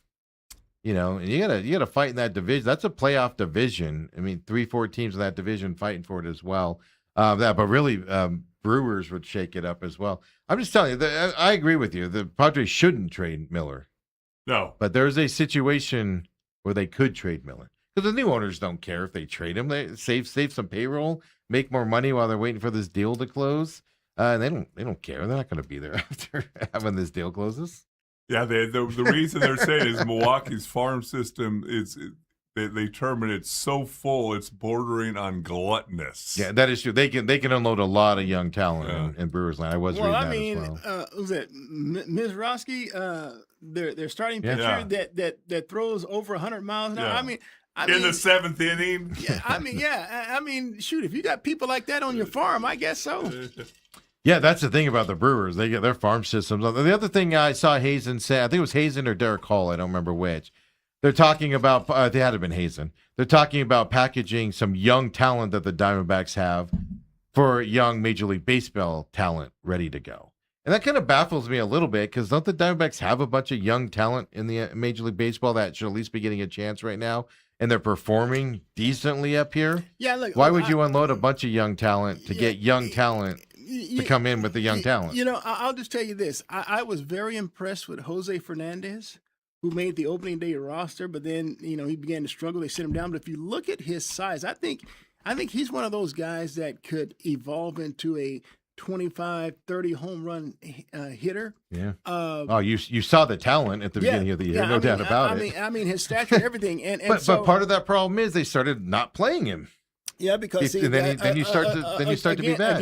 Again, it's because they are. I mean, Torrey's one of these lovers of veteran players. Yeah. So as badly as Arenado was playing, I almost hated to see Arenado come up with runners in scoring position. Now, I will grant you, over the last month or so, he started to pick it up a little bit. He's walking but up. I would have rather given all those at bats to Fernandez. Yeah, and they always do that with these young kids, and it's so frustrating to watch where guys are doing well and stuff like that. And it's just, I don't know. So that's where we are, the Diamondbacks. So if next week at this time when you come in here, Diamondbacks buying or selling? Buyers, are they bought somebody? Are they standing pat? Or are they unloading some talent? Well, I don't think they'll be sellers. I think it'll be one of two things. They'll either stand pat or they'll buy. And which one do you favor the most? Like, give odds to that. Well, just based on your chatter about, and I agree with you that there's a reason why they're saying, "Hey, man, we're going to get these guys back at the healthy again." Yeah. So it's setting up. I mean, it's not a wrong conversation to have. You're getting some talent back, right? But that's just an excuse. Yeah. To not bring in talent because of price. Jordan Lawler. I mean, I forgot about him. You're getting him. Well, reportedly, you're getting him back. As dynamic as he has played. I mean, if you look at his batting average now, he has a batting average of over 300. That's because he was playing well early. The problem is he's only played early. I was gonna say who plays more games? That Lawler guy or Kawhi Leonard? Who plays more? That's a damn good Joel Embiid. Yeah. Well, my fear on Lawler is all that momentum he had is gone now. Oh, sure it is. So now it's like, what are you getting back as a young player? He came back for just a little bit, and he was stroking the ball again. Yeah. I'm like, wow, this kid. Because I was worried about. But he was only gone a few weeks at that point. Now he's been gone for a couple months. Yeah. I just worry about his moment as a young kid coming back. Is he going to have that momentum there and stuff? I just question the coaching and the decision making. He goes all the way, but he always brings it back to Torrey. It's not just Torrey. It's the organization, Dale. The organization as a whole. By the way, the one thing we did not touch on that was interesting, kind of slid by us, and I think it would turn out to be a kind of a little bit of a non-story. I thought it was kind of a big deal to where I think it was last weekend when the bench coaches got on the players and they had that big rally. That was 2 weeks ago now. It wasn't this Sunday. It was the Sunday before. Was it that long ago now? Yeah. I just because Torrey did a interview on baseball, the national show, and he on the night they asked him, so what was said, and then it's a non-issue. After the game, he gave his standard Tory answers. Then he goes on the national program and starts spilling the beans. Yeah, and it's like, Jeff Bannister and Dave McKay, they kind of came together and really put a spark. I think I've noticed they've kind of been picking up in that dugout. Like if you watch it where the camera pans to the dugout, you'll see them in the background, like involved now, and I've seen them give angry looks to players and things while Torrey's just, No, but Torrey's given him permission to do that. Well, that's my point. So I don't know if that's changed recently, if it's been happening all the time, but people are noticing. I'm not the only one that's noticing. People are noticing that happening now. Yeah, but it is fascinating though. But if you're the type of coach that Torrey is, you need somebody like that you have permission that can. I think Bannister is an interesting prospect or candidate, I should say, for a managerial job. Well, I mean, if they were going to move on from Torrey, he would have been the guy I would have moved up into that spot because I want to see what he could do. I'm not necessarily saying for the Diamondbacks. I'm just thinking. No, that's what I'm saying. Yeah. I think he's in because I think he's an old school manager that has a new school touch. Now, does that work long term? I mean, we'd have to find out, kind of a deal. But but I would like to see him get a chance. That's kind of why I was on that pre-All-Star game before they cut Pavin Smith and went on that winning streak. I was kind of like, if they move on from Torrey, Bannister's the guy. I want to see what he can do with this team, and so it's just, just the hitting. Like I said, it's twofold here, Dale. You keep making fun of me on this. It's either the coaching staff's coaching it and nobody's listening, or they're not coaching it. And both of them are bad situations in terms of hitting. And you know what? I do want to just turn the page just a little bit because I'm just curious. I know Steve always has these opinions. I wonder what his take was because I didn't catch it when the Cardinals finally signed number 7. I know what you're going with. Well, because there's a couple things we need to get to. I mean, we'll take our break and come and hit up the Cardinals stuff. We'll do the Cardinal thing. I mean, I don't even know why they can play the NBA season. I mean, the 76ers are going to win the title. Hey, to me, they're look. I don't know who I like out of the Spurs and the Thunder in the West. Probably lean towards the Spurs again. Because I know that the Spurs the Thunder have lost Lou Dort and traded him. Another guy. Yeah, and I will say that without question, and I don't understand Vegas. Vegas has the Knicks with the best odds. I'm like, are you kidding me? All the power polls I saw have the Knicks ranked number 1. It makes no sense. The Knicks got on a perfect run. Right, they're not going to replicate that. And so now you look talent for talent. By far and away, the Sixers blow them out of the water. Yeah, as we go to break here, just keep this in mind. Joel Embiid's missed more games than he's played in his NBA career. LeBron James has been hurt a lot lately as he's gotten older. No, LeBron on that will be stuff. there. You got Brown, of course, coming over from the Celtics. He'll be all right, and he'll play well. So Maxey on that team as they're starting. VJ so Edgecombe, you don't forget have that rookie. some That's a bad boy. You have some health question marks you got to wonder about on the VJ 76 team. Edgecombe, do not disrespect that rookie. We'll talk about that. Cardinals as well when we come back with the legend, Bruce Cooper. Come on back, folks.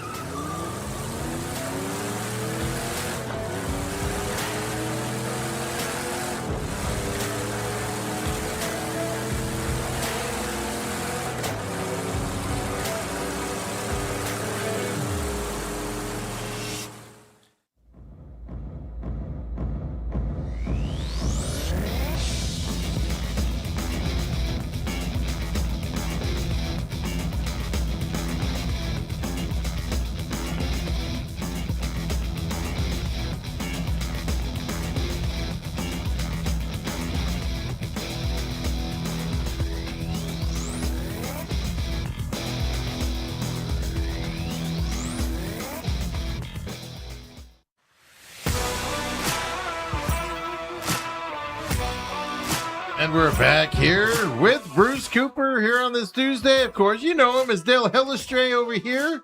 I point to him as well. If you can't tell me and Bruce apart, I'm your humble host over here. I'm the one with the hat. That's the only difference between us. You're the legend. Steve's just humble. Yeah, it's literally legend.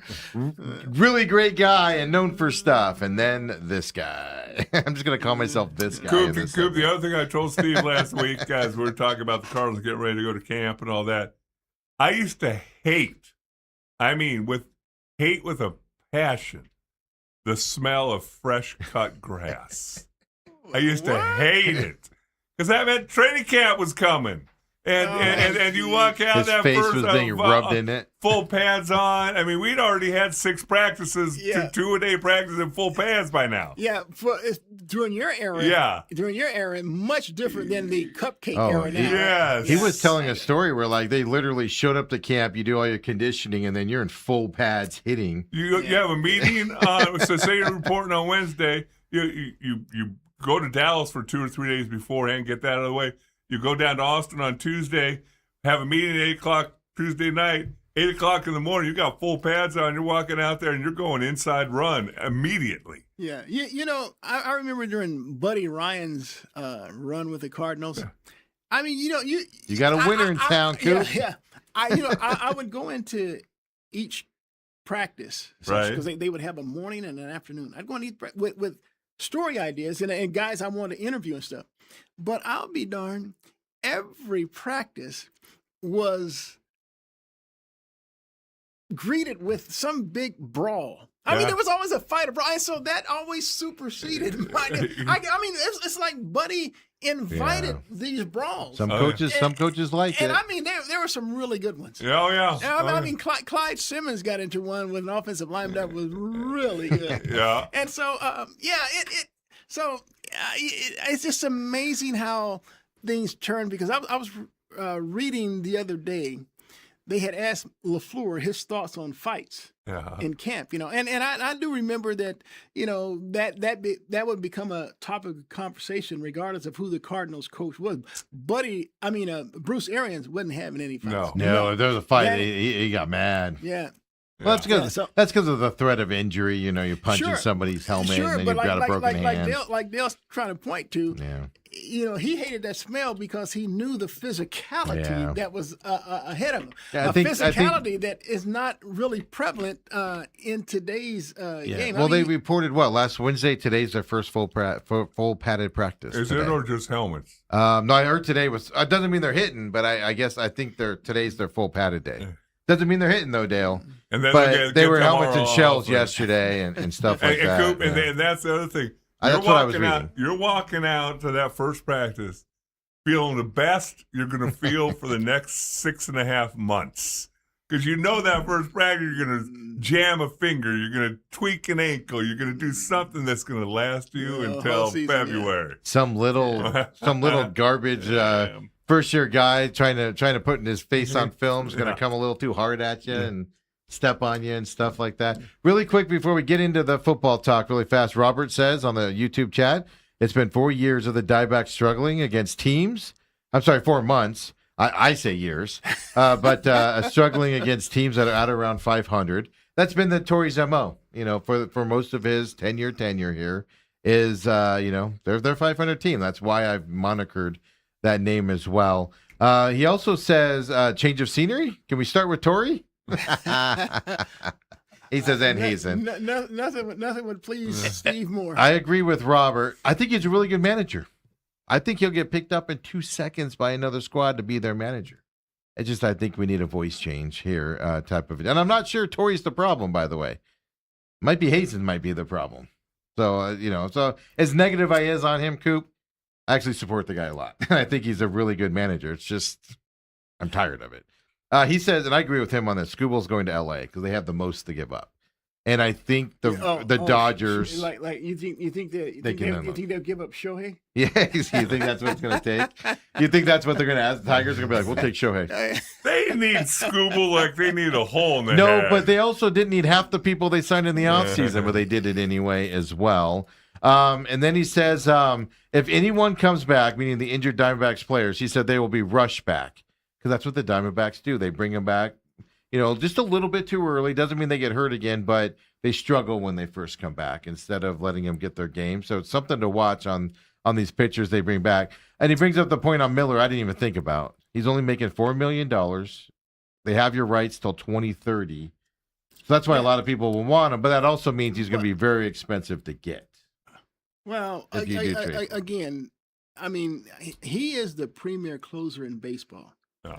And if the Padres traded him, and let's look, I know that the Padres they've had some good talent. I mean, they acquire people, and I look at the Washington Nationals. Well, Washington Nationals now they have a guy named C.J. Abrams and James Wood. Both guys are one's over 30 home runs, other one's right at the precipice of 30 home runs. I mean. Those are guys that they acquired from the Padres. So the Padres, you know, maybe they're trying to restore their own farm system and will give up a guy like Miller to try to, but then they're going to find themselves in need of a closer. Well, that's a problem. You run into that. It's like the Cowboys last year when they got rid of Micah, you know, and then Micah goes to Green Bay, and then they go, oh man, we need better pass rushing. Like, oh God, it's almost like you had an all-time talent guy at that position that you gave up on him as well. First day of camp, I'm looking at a Steelers fight on the field right now. Speaking of fights, if that is today, it says actually yesterday. It looks like if everything's AI now, you can't tell. But a Steeler fight yesterday. All teams have reported to camp. Starting to 26 remaining teams report back today as well around a football here. So before we get into the Cardinals, really quick, the Shanahan story. I got an update for you guys. Did you hear about this? Gets in a serious car accident. Yeah. Gets held. Nobody talks about it. Local media, and I say all the time, I know why the local media sat on it.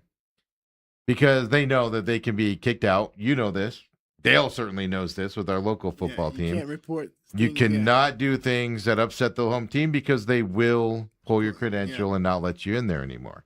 So I understand the local media, but now ESPN's in cahoots with them. I contend NFL buying 10% of ESPN is going to lead to more of these types of situations. But we asked yesterday, why keep that quiet for 12 days or whatever they did? What's the reason? I mean, he was in a serious car, unless something. And now we're finding out he had a phone in his hand, and data was going back and forth at the time of the accident. Yeah. But why keep that a secret? He almost lost his eye, according to Chris Sims, who's best friends with him, by the way. Yeah. Well, here's the difference here, though. Local media cannot report what they are seeing in practice. Yes. This was not a practice situation. No. Guy driving down the road. So they could have, local media could have, and this is how you get away with it, too. And because it's really a news story, that involves a sports, in terms of what some TV news directors think. So in other words, if we're at Channel 12, and so now they're not going to pull my credentials because it's a news story. Because Mark Curtis and Creevy Devine. This is my point I'm getting at. The sports people didn't have to report on it. Yeah. That's a serious accident that happened. Yeah. That would be, and God forbid, a Cardinals coach gets in a serious car accident on his way home today. That's a news story that he almost lost his eye, and then you do it that way. They were just quiet about it completely. Yeah, that makes no sense. But I don't know if you know the timeline. ESPN, they announced it at noon a couple days ago. Adam Schefter had a story out, 70-something word story out a minute later. 3 minutes later, ESPN had a story up, which means they were sitting on it. They knew about it. They knew when it was going to be announced. They were told not to announce it before in national media. That's what's concerning to me is we're going to see more and more of this type of stuff. I see a team is not really going to be able to control the narrative. I mean, they're not Donald Trump. How do you explain that then?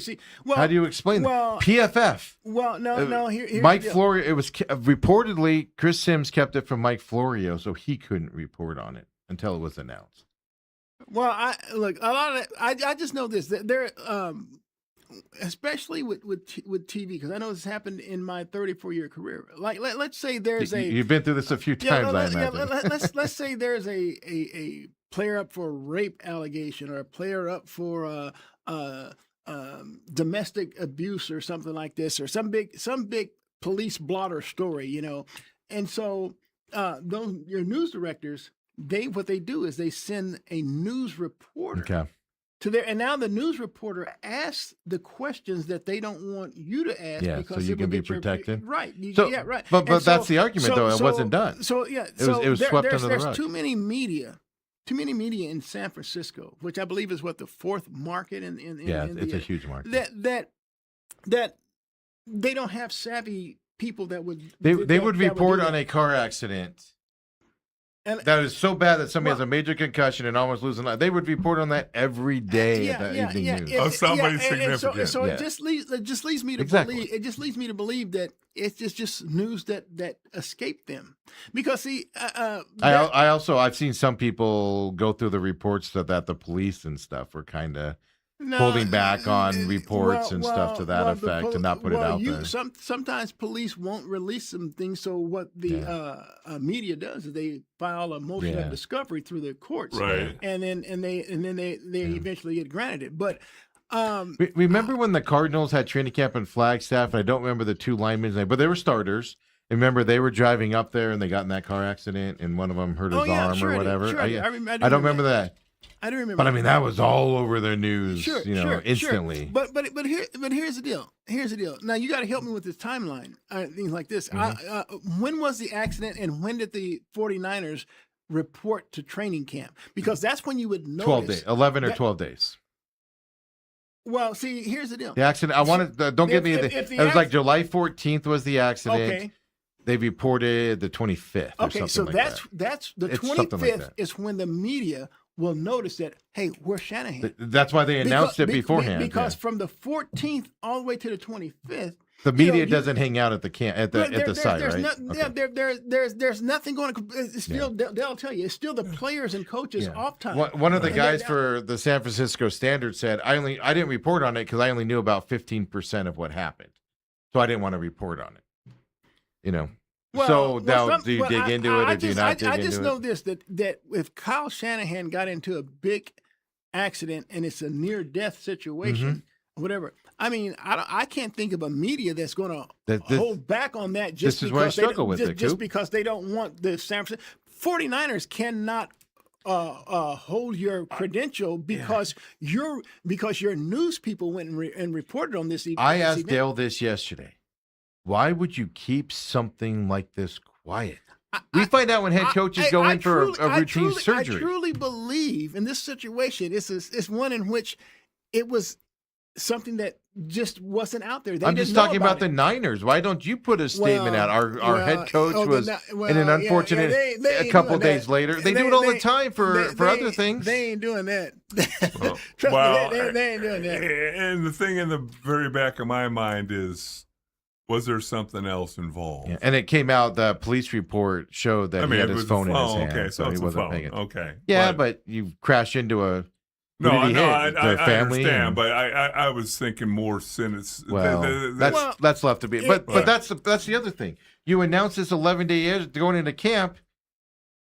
A lot of questions show up on the first day of camp. Do you need that distraction when you're showing up to camp? Well, when you already have the Ayuk situation, you have the power lines everywhere. You got to talk about. Well, let's just put it to you like this. I just think that I don't think that if some guy say he only had 15% of it, shoot, man, if anyone that has 15% of something and they know that it was an accident, the first thing you go to the police department. Exactly, you figure it out. And you start asking. It's very easy to go from 15%. If you're not getting any answers you want there, you go to the court and you file a motion of discovery and get them. Have you ever had to do that? Huh? Our news people do it all the time. Yeah. But even then, you pick up the phone and you call somebody you know in the Niners organization. You know people. You know that. You could have called a dozen people and at least inquired. Here's the deal. What they're going to tell you anyway. I know. If you call them, and especially let's say you go through the Cardinals PR people, they're probably not going to answer because it's still their vacation time. They're still technically off the clock because now when they report, they and they'll tell you this. They're not getting an off day until their season's over. No, I mean, they're pretty much, and so they're working holidays. They're working, and so they're not. And so now, if a player got injured, they'd be dealing with it. If you tried to call a front office executive or something like that and say, "Hey, I heard this," and it says, they may tell you, "Hey, look, they can tell you some stuff off the record." Yes, they can tell you stuff off the record. Now, if you report that, that's like suicide. Right. I get that because it's going out there. So now what you're but it points you in the direction where you can investigate. So now what you're hoping is someone like ESPN or somebody else breaks mentions, because once they do, then I'm no longer bound by that. I've had somebody before feed me some information. I won't say what it is. Feed me some information with the hope that I would start talking about it and do a little bit of research and start talking about it so they could start talking about it. And this is somebody fairly big, and I didn't do it because I was like, something's up with this. Like, why do they want me to talk about this? Like, and can kind of do all this stuff and everything. But they were doing it from what I guess they were doing it to a lot of people, so the rumors could get out there, and then they could go, here's what I've learned, based around it. And I was like, that's kind of shady, but I get it, type of a deal. Coop, the only thing I'd say about this, it's a head coach in the NFL. There's only 32 of them, and you would think that it would have made some type of impact. There's not a TV news director that would have sat on that story. Right. Even if it wasn't Kyle Shanahan, that's leading the news of a giant accident with serious injuries or somebody almost lost an eye. That is serious news on every newscast. Yeah. And it wasn't nothing. And because they didn't know. Yeah. That's why they just didn't know. Yeah. Okay, I'll go with that. You're in the news. That's why I wanted to ask you. It's true. It's true. I would promise you, there's not a single. I mean, they're and then when they found out, now that they're leading every newscast with that information, that's their top story. Every news director you've ever known would be salivating if they heard there was even a rumor of something like this, right? They'd be sending everybody out. Hey, you have everyone. They have their big staff content meetings. They probably have 3 or 4 of those a day, because they have all these different various shows, and they'll assign the reporters to go and then they start blocking what's our lead story in each one. Kyle Shanahan accident would have been the lead at their 4, their 5, their 6, and their late evening newscast. I mean, and they'd have had different sidebars with relative to it. And they're not going to sit on it. They're not going to sit on it. I mean, it's a head coach being in an accident where he has to miss the beginning of training camp is a big a deal as a player getting in trouble or injured. Now, if this was the special, no offense to special teams coach or offensive coordinators, he can probably live without you for a little bit. But a head coach? Oh, they're going to notice that. Yeah, look, the 49ers, when they knew whatever their first day of report day was, and they know, they know that they have to get that information out because everybody's going to ask, well, where's Shanahan? Yeah, everybody's sitting there going, where's Shanahan now? Yeah, right? I mean, we went through that with Jacoby. Is Jacoby going to be there or not, right? You'll notice that. It's just a fascinating story, but I'm looking at it on the bigger picture as well, going, oh, man, this is just a way for the NFL to hide news now. Wow. With their entities that they partly own going forward. But Coop, you wanted to ask me a question about number 7, huh? Yeah, I'm Kevin Johnson. Yeah. What's he up to now? How about that? Hey, I'm curious what your take was when the Cardinals finally signed him, and you saw the number. Mm-hmm. I was 0.5 off from what I was hearing. I reported, was it about a week and a half ago, Dale? I'm not tooting my own horn here. But I was told $15 million was the number that Jacoby's been asking for. Okay. Now, and I was told that 2 weeks ago, and I came on air and said I'm hearing $15 million a week or so ago. Yeah, and it came in at 15.5. That's where I feel he should be paid. Okay, but that's not the point. So what are your thoughts surrounding that signing? I think it's what they should have done 6 months ago. Why were they arguing over this? There you go. It is stupid. You're arguing with your starting quarterback at $15 million. And I broke it down. I don't think you were here. I broke it down. Geno Smith is the closest starting quarterback scheduled to start. He's making, I want to say $19 million, range and stuff like that. $15 million for a starting quarterback for a 1-year deal when you can afford it. What are you even arguing about that for? Why are you arguing, Coop? Yeah, and so when I saw that number, because I didn't know what it was, I said, if the dude, because we already knew that his backup, Gardner Minshew, was going to make more money. 7.5 or something like that. And so, look, we all understood the parameters there. When the Cardinals signed Jacoby and he agreed to this 2-year deal, he did so to be a backup. Only a backup. But now once Kyler's moved on and you've anointed, your Cardinals front office anointed him as the starter. That's where they went wrong, Coop. Yeah. And so now that changed the game plan. That changed the dynamics and everything. And so for me, it's like, dude, you brought in a new coach with a new system. Now, if it was the same coach, it wouldn't be that big a deal. This but is it's my problem. A new system. Me and Cooper are on the same page. And so for you to allow, how many months you say that was? Whatever it was. I guess March. February, March. March 11th was the new He missed league all year. of OTAs. He missed all of that. So March 11th was a new league year. That's when you start signing free agents. Because they anointed, that's right, because Kyler left them and they anointed him the starter when they released Kyler on the first day. And so from March to now, what's that, about like 4 or 5 months? Look, this, and he didn't get any reps with the OTAs or with the mini camps. And so that's time and a new system. That's time lost under a new system with a new coach for a quarterback that is essential to your the livelihood of your team. I mean, it's essential. Here's my only wonderment about this. Dale has a very good point that you have to wonder. Was this what Jacoby was asking for in April? Or was he asking for $25 million back in April? Was he asking for 30? Was he asking for 21? What was he asking for? And this is where they settled finally? Because it's a no-brainer. If Jacoby said, I'll take $15 million, let's get on with this thing, boom. You sign him 1 year, doesn't affect you next year or the year after. So the timeline, going with what Dale's saying, the timeline, and see, that's the question that you got. I don't think so. I was told 15 million was the number about 3.5 weeks ago. Then the people started reporting. Then I saw a good friend of the program, Chuck Harris. He reported 15 on his own. I saw Gambadoro report 15 million once they came into camp last week. So that number was kind of solidified and stuff to that. That still doesn't go to Dale's deal of what was he asking for. I agree with that. But here's the problem that I got. It's the perception, the Cardinals' perception of their organization. Sure. What we have to go with now is the Cardinals were arguing to pay their starting quarterback $15 million, and they sent their team on the as a negative start. by arguing over and ending up at 15. It could be Jacoby was asking for 25 and they weren't going to do that. But here's the deal. See, the perception. Jacoby doesn't have an agent. Right. Yeah. So I think he knows the game. And so I don't think he would have, and that's just my opinion. I don't think he would have ever asked for something like in that 25 million or 20 million. He was probably asking how much Geno Smith is getting paid with the Jets, which is 19 million. He's probably asking in that range. Okay. Get me closer to that number. But, I'm a starting quarterback. But the way that I look at it is, in the Cardinals' defense in this situation, as far as asking for 25 million, we will never have any of that here, Dale. Is the fact that I have a feeling the Cardinals might have leaked that.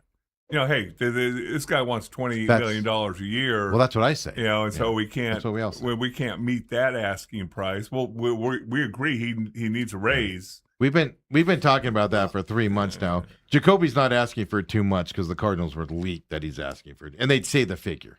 Oh, Jacoby's asking for 30 million, and we'd all go no. Well, I will say this: if Geno Smith is making the least of a starting quarterback at 19 million, I would say that. I want to say it's 19. If I'm Jacoby, I would say, well, that's where we start at. Right. But even if it is 19, that's I said up to 20. Yeah. But even if it's 19 for a starting quarterback, what are we doing? I agree because I don't want 19.5 million for Geno this year. Yeah. Okay. So let's say he was asking for 20 because I know his guaranteed money is now up to 21. With incentive. By the way, the 15.5 is guaranteed to Jacoby. It's all guaranteed. All right. Well, but my point is this: is that I have a new head coach. Yeah. He's never been a head coach before. He's coming in with a brand new system. Why don't I give him every opportunity to succeed? Yeah, that's my argument. And so if it means that I got to pay this dude, and I'm going to look around, and I'm going to be smart about it too. Okay, I agree with you. Here's the minimum here's the lowest salary of a starting quarterback of the other 31 the starting schedule, quarterbacks, and we'll at least meet that. Yeah. And so that should have been done. I mean, because it was the Cardinals, not Jacoby, that came out and said he's our starter. Right. Everybody that is on, because a lot of people are upset the Cardinals caved and gave Jacoby this money because they only won one game last year. We've talked about that here. The offense moved when he was in there and things to that. But people are like it's not worth doing that to. My argument is, it could have been Jacoby. It could have been Gardner Minshew. If you name Gardner Minshew the starting quarterback, the starting going rate for your starting quarterback in 2026 is not $7 million. It's not $10 million. It starts at $19 million with Geno Smith. And the reason why Gardner Minshew would play at $7.5 million as a starter, because he came and signed it. Yeah, because he signed as a backup. Yeah. And now if you become that starter because of injury or because of holdout or because of performance, well, that's your salary. That's what you pay. You came in as that. Exactly. So now that's what I mean. He signed this year. So okay. So now he's different. So but Jacoby, they said he's the starter. Right. And so if I'm the Cardinals and I'm trying to play fair, and I didn't realize that Geno Smith was 19.5. That's where I start. Right. That's where I start. Yeah, it's the perception, right? And like you said, Dale could be correct. Jacoby might have been asking for 30. I doubt it because the Cardinals would have leaked that to Schefter or Rappaport months ago, and we would have seen the number. He's asking for 30 million. The fact he wasn't tells me he's always been in that 15, 19 million range. It's the perception of this team. It's just if you want to have any chance to have some wins this year and have a decent team, why are you starting on your back foot by having this argument, this distraction over $15 million for a starting quarterback, Coop? Well, that's a rounding error for these guys. Well, let me put it like this: the fans who are upset that the Cardinals acquiesced and gave a guy this type of money that only had one win. Look, I know this much: Jacoby Brissett has had 10 years and 6 different teams to prove what type of quarterback he is. Right. He's shown us over the previous 10 years what type of quarterback he is. His percentage, his as a starter and his winning percentage is like that 1-11. I mean, it is slightly. I think I saw something like he's 20 something and 55 or whatever it was. He's played some first and bad teams. Well, that's just who. But that is. But are the Cardinals a good team? No. Okay. But it's more than wins and losses on the quarterback. And so I'm not going to get all upset because the dude won one game and lost 11. I mean, he is who he is. Yeah. I wouldn't expect anything more from him. But you also would admit that the Cardinals' offense looked better under him. Okay, and so then I have to ask myself this question. You know, they looked better under him, but they were 2-3 with Kyler and should have been or could have been 5-0, save 3 consecutive walk-offs. Yeah. So you could sit here and poo-poo all you want about Kyler Murray, but the facts are the facts. When he left after 5 games at 2-3, and keep in mind, his record as a starter with the Cardinals, 38, 48-1. Anybody who played as his backup was way worse. They were like 5-29, Right. and that includes Jacoby at 1-11. Yeah. So say whatever it is you want to say, but I've always felt this: Kyler gives you the best chance to win because he is that talented, and because he can make plays off script, make plays with his feet. But if I didn't put the talent around him, that's my fault.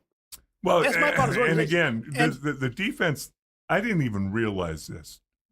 Do you know how many points the defense averaged giving up last year? It was the worst in the NFL. About 30-something points. Yeah, and it was the worst in the NFL. 35 points a game. Yeah. It wasn't even close. Yeah. And so here I look at I'm gonna tell you, I expect this Cardinals. I know a lot of people, and I learned this from you. They're Vegas has them underdogs in all 17 games. Last time I checked, including the Jets. I want to tell you this. Based on what the Cardinals did, I mean, they basically had no running game last year. Mm-hmm. Zero. And so now I think running back is one of the strengths of this team. Yep. But if you look at the number of skill players and because I always talked about this, they lack playmakers. Mm-hmm. They lack difference makers. That's why I was such a big Jeremiah Love fan. Right. I was also a big Bijan Robinson fan. You know, they just Cardinals, and they finally went after a difference maker in Jeremiah Love, and then you got this big bruiser Tyler Algier. Look, I love Algier, and so all of a sudden, my previous best running back James Conner. Wait, you forgot one. No, my previous best running back James Conner. Let's talk about Trey. He's now number 3 on that depth chart. And he should be as a 30-year-old. So then I spent the Cardinals spent a 3rd-round pick on a guy named Trey Benson. Benson's been a bust, but you saw what he did at Florida State. So he has some skill. I never would have got rid of Amari DiMercato, even though he had that egregious drop at the 1-yard line after 77 yards. I mean, he would be an odd man out even now. I'd have gotten rid of. Well, hold on. You guys aren't taking into account. Benson's going to be gone. Did you guys not see Nathaniel Hackett's press conference the other day? I watched it. What's that? Well, he said, yeah, he's a rookie and he'd probably be our 2nd or 3rd running back. He said that about who? Love. Oh. No. But we got to keep in mind. Hold on. An idiot. I know, but Nathaniel's an idiot. There's no doubt about that. But at the same time, everybody, what Love is doing in practice has made impressions on everybody. Do you want to go out there and be like, Love's our number 1 running back? He's an all-star. He's going to be an all. You want to stifle that talk down going into the season. Look, people can see his feet because I always talk about look. You talk about an offensive line, and look. You saw Barry Sanders play. I don't know if you did. I did. I was young, but I saw him. You saw when the defensive lineman. Not that young, Coop. Okay, well, I don't know. Defensive lineman got in the backfield, and because of his feet, his quickness, he's evading tacklers in the backfield. Hey, Jeremiah Love has this spin move. He has his quick feet. He can catch. I mean, he can do things that Christian McCaffrey and Bijan Robinson and Saquon Barkley do out of the backfield with their hands. It's another option, another weapon. It is. It just look. I'm the game that one of the walk-off losses that the Cardinals had to the 49ers. Oh yeah. Okay. San Francisco was in a 4th down situation and so I said, okay, just make one stop, and it wasn't Brock Purdy because Brock was hurt. Who got the quarterback? Mac something. Mac Jones. Mac Jones. Yeah, Mac. Okay, he got the ball to some dude named Christian McCaffrey out of the backfield, 8 yards, 1st down. Move the sticks, and they kick the game-winning field goal. And so that's and I'm just telling you, to have a difference maker or a playmaker like that, it means everything. I expect this Cardinals offense to really tune, because let me tell you something. We already learned what Michael Wilson can do. And you know what? I heard Michael Wilson say this. It just blew me away. The question that was posed to him, it says, hey, look, what's the difference between why you were able to get going under Brissett, but you couldn't get it going under Kyler Murray? And so I said, what is an interesting question? Sunday, I think. I want to hear this. Yeah. And you know what he said? He said, and this goes back to our point of when Marvin Harrison played and Wilson played, Wilson became invisible again. But the minute Marvin didn't play, Wilson played. It made all the sense in the world. Michael says, because I was playing the X. Mm-hmm. He says, when with Kyler, I always played the Y. I always played the Z. Mm-hmm. I always played the Z. We talked about that yesterday, Dan. And he says, and he says, but when Marvin went out, I was able to play the X, and I'm playing that with Jacoby. And I'm like, oh, dude, I'm like, wow. Which is your first receiver on an offense, if you don't know. So I'm thinking, dude, why don't we just change that now going in? Because he's not going to be the X now. Marv's scheduled to be the X, but I think he's going to beat him out for that spot. Well, this is what I heard, and they said he's remains like the Z, but see in the LaFleur offense, it's the same one that Puka Nacua ran. Yes. So Puka gets all the intermediate, all the other routes and stuff like that, the big plays, stuff like that, and the X, they cleared out, which was Devontae Adams. Devontae gets all those red zone, because Devontae led the NFL in touchdown reception. It's the shorter, high-profile routes, like the third and 8. They go to Devontae Adams in the Ram system, but Marv's got to catch those. Yeah. But it was really a fascinating question, because I mean we talked about that yesterday, because I heard him say that. So I had to get some, from somebody that was in the. I know he doesn't run receiver routes and stuff, but you told about that Michael Irvin story where, he switched from an X to a Z one time because was it Harper getting all the catches? So he switched, and then Harper started getting all the X ones. To just bring Coop up real quick. So in the NFC Championship game '92. Our X and Y were basically interchangeable because Troy, he read the safeties and whichever way they kicked. So Michael lined up at X or Y, coverage would be kicked towards him no matter what, wherever he lined up. So Alvin Harper had caught like 5 passes earlier in the game. They called that same route when we were on about the 10-yard line coming out in the fourth quarter. Michael said, I'm catching this ball. So he went to Alvin Harper's position. Harper went to his position, and again, everything came to fruition because they played the coverage, kicked it back over to Mike. Alvin Harper opened for a little slant over the middle. 80 yards later, he's down at the 10-yard line. That's how we win the '92 NFC Championship game. And Michael tells the story of, I'm running behind Alvin going, that's my ball. That's my ball. Well, yeah, but that's the flexibility that we didn't see with the offense last couple of years with Petzing, that I'm hoping we see this year. Well, then they'd already told me that Petzing was the problem. I think we've all known that.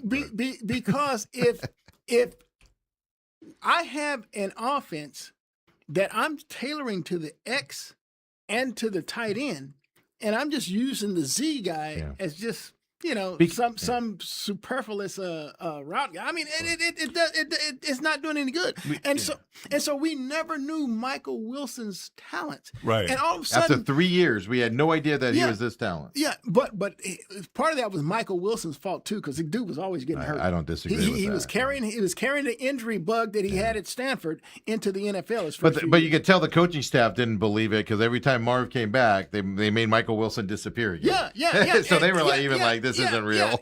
And so because we would talk about it in this podcast, we would say, dang, whenever Marvin Harrison is on the field, Michael Wilson becomes invisible. And Marv was an anchor. And it didn't even matter if Jacoby was quarterbacking at this point. Because you look at your X receiver first.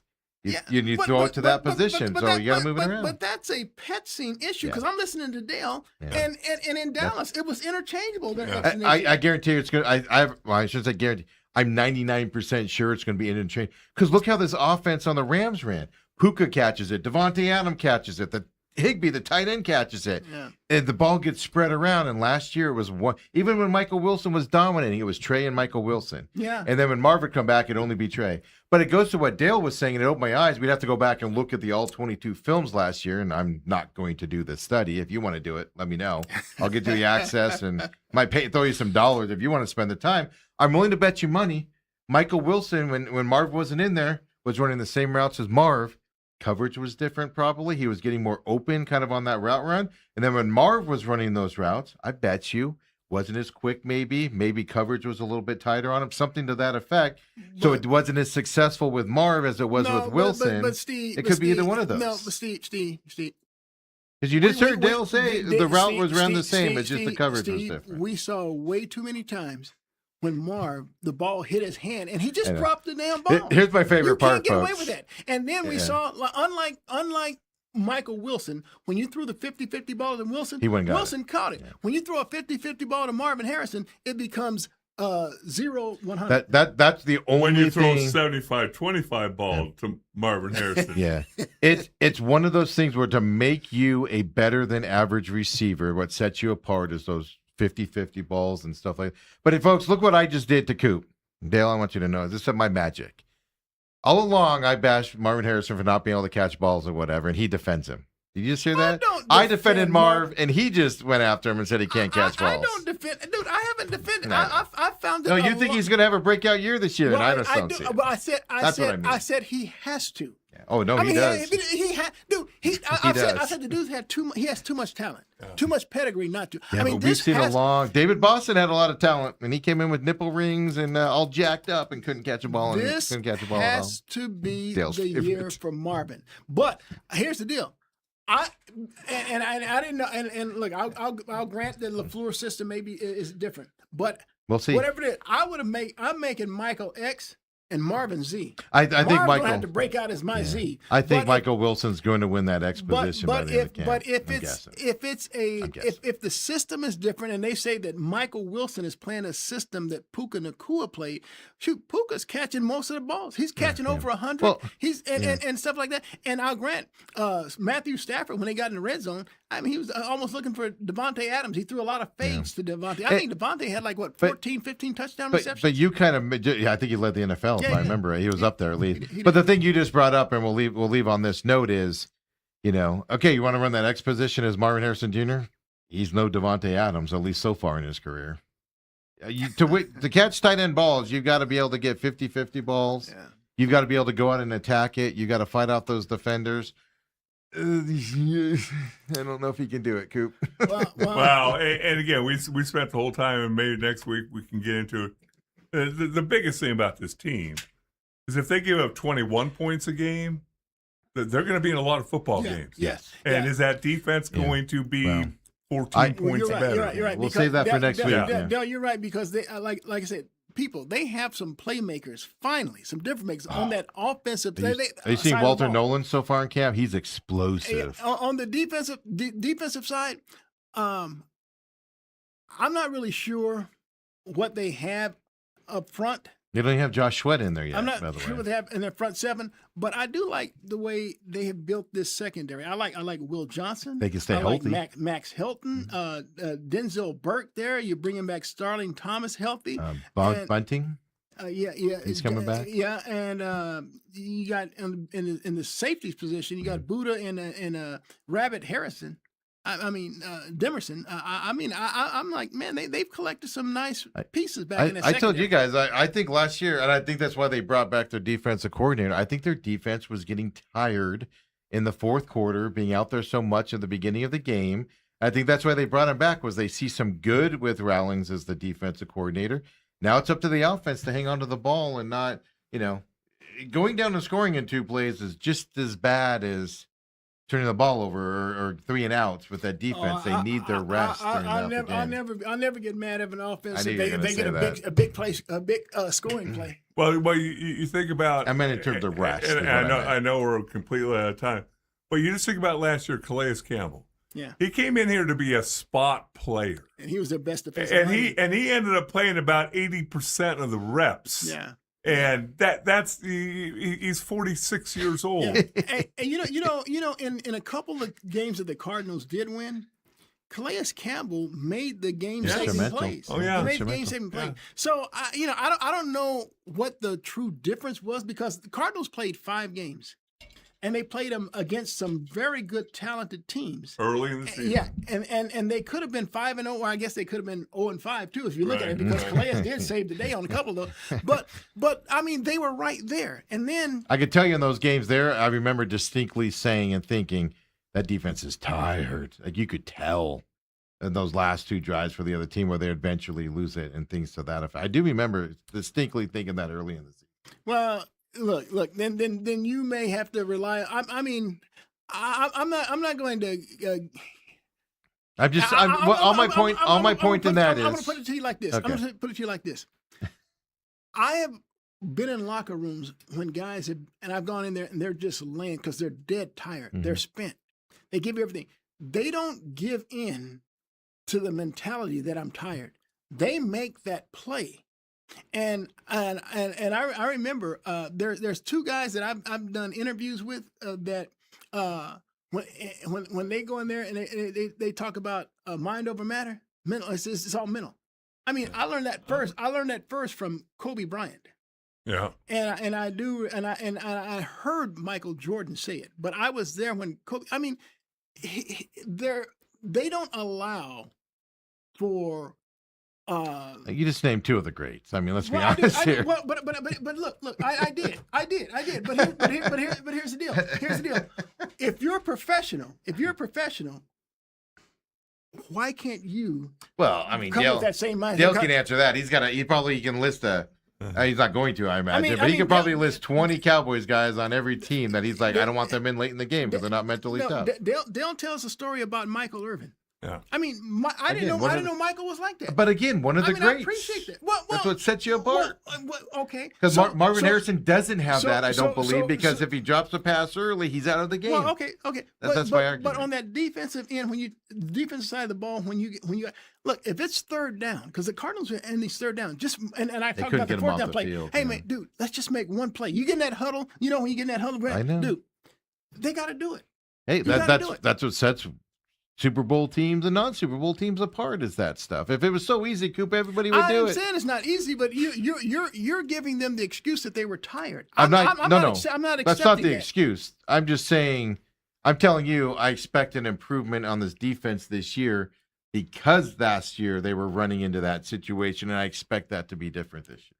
Not an excuse. It was what it was. I'm expecting that to be different. I watched the same games, and I didn't give them the excuse that they're tired. Yeah, I'm an excuse maker. I gave them the excuse. Yeah, but and I know we got to go, but again, I used to laugh because I was friends with my offensive line coach, Hudson Halkin. When I come into the game, I probably played in 8, 9, 10 games a year. Second half when somebody gets dinged up or whatever.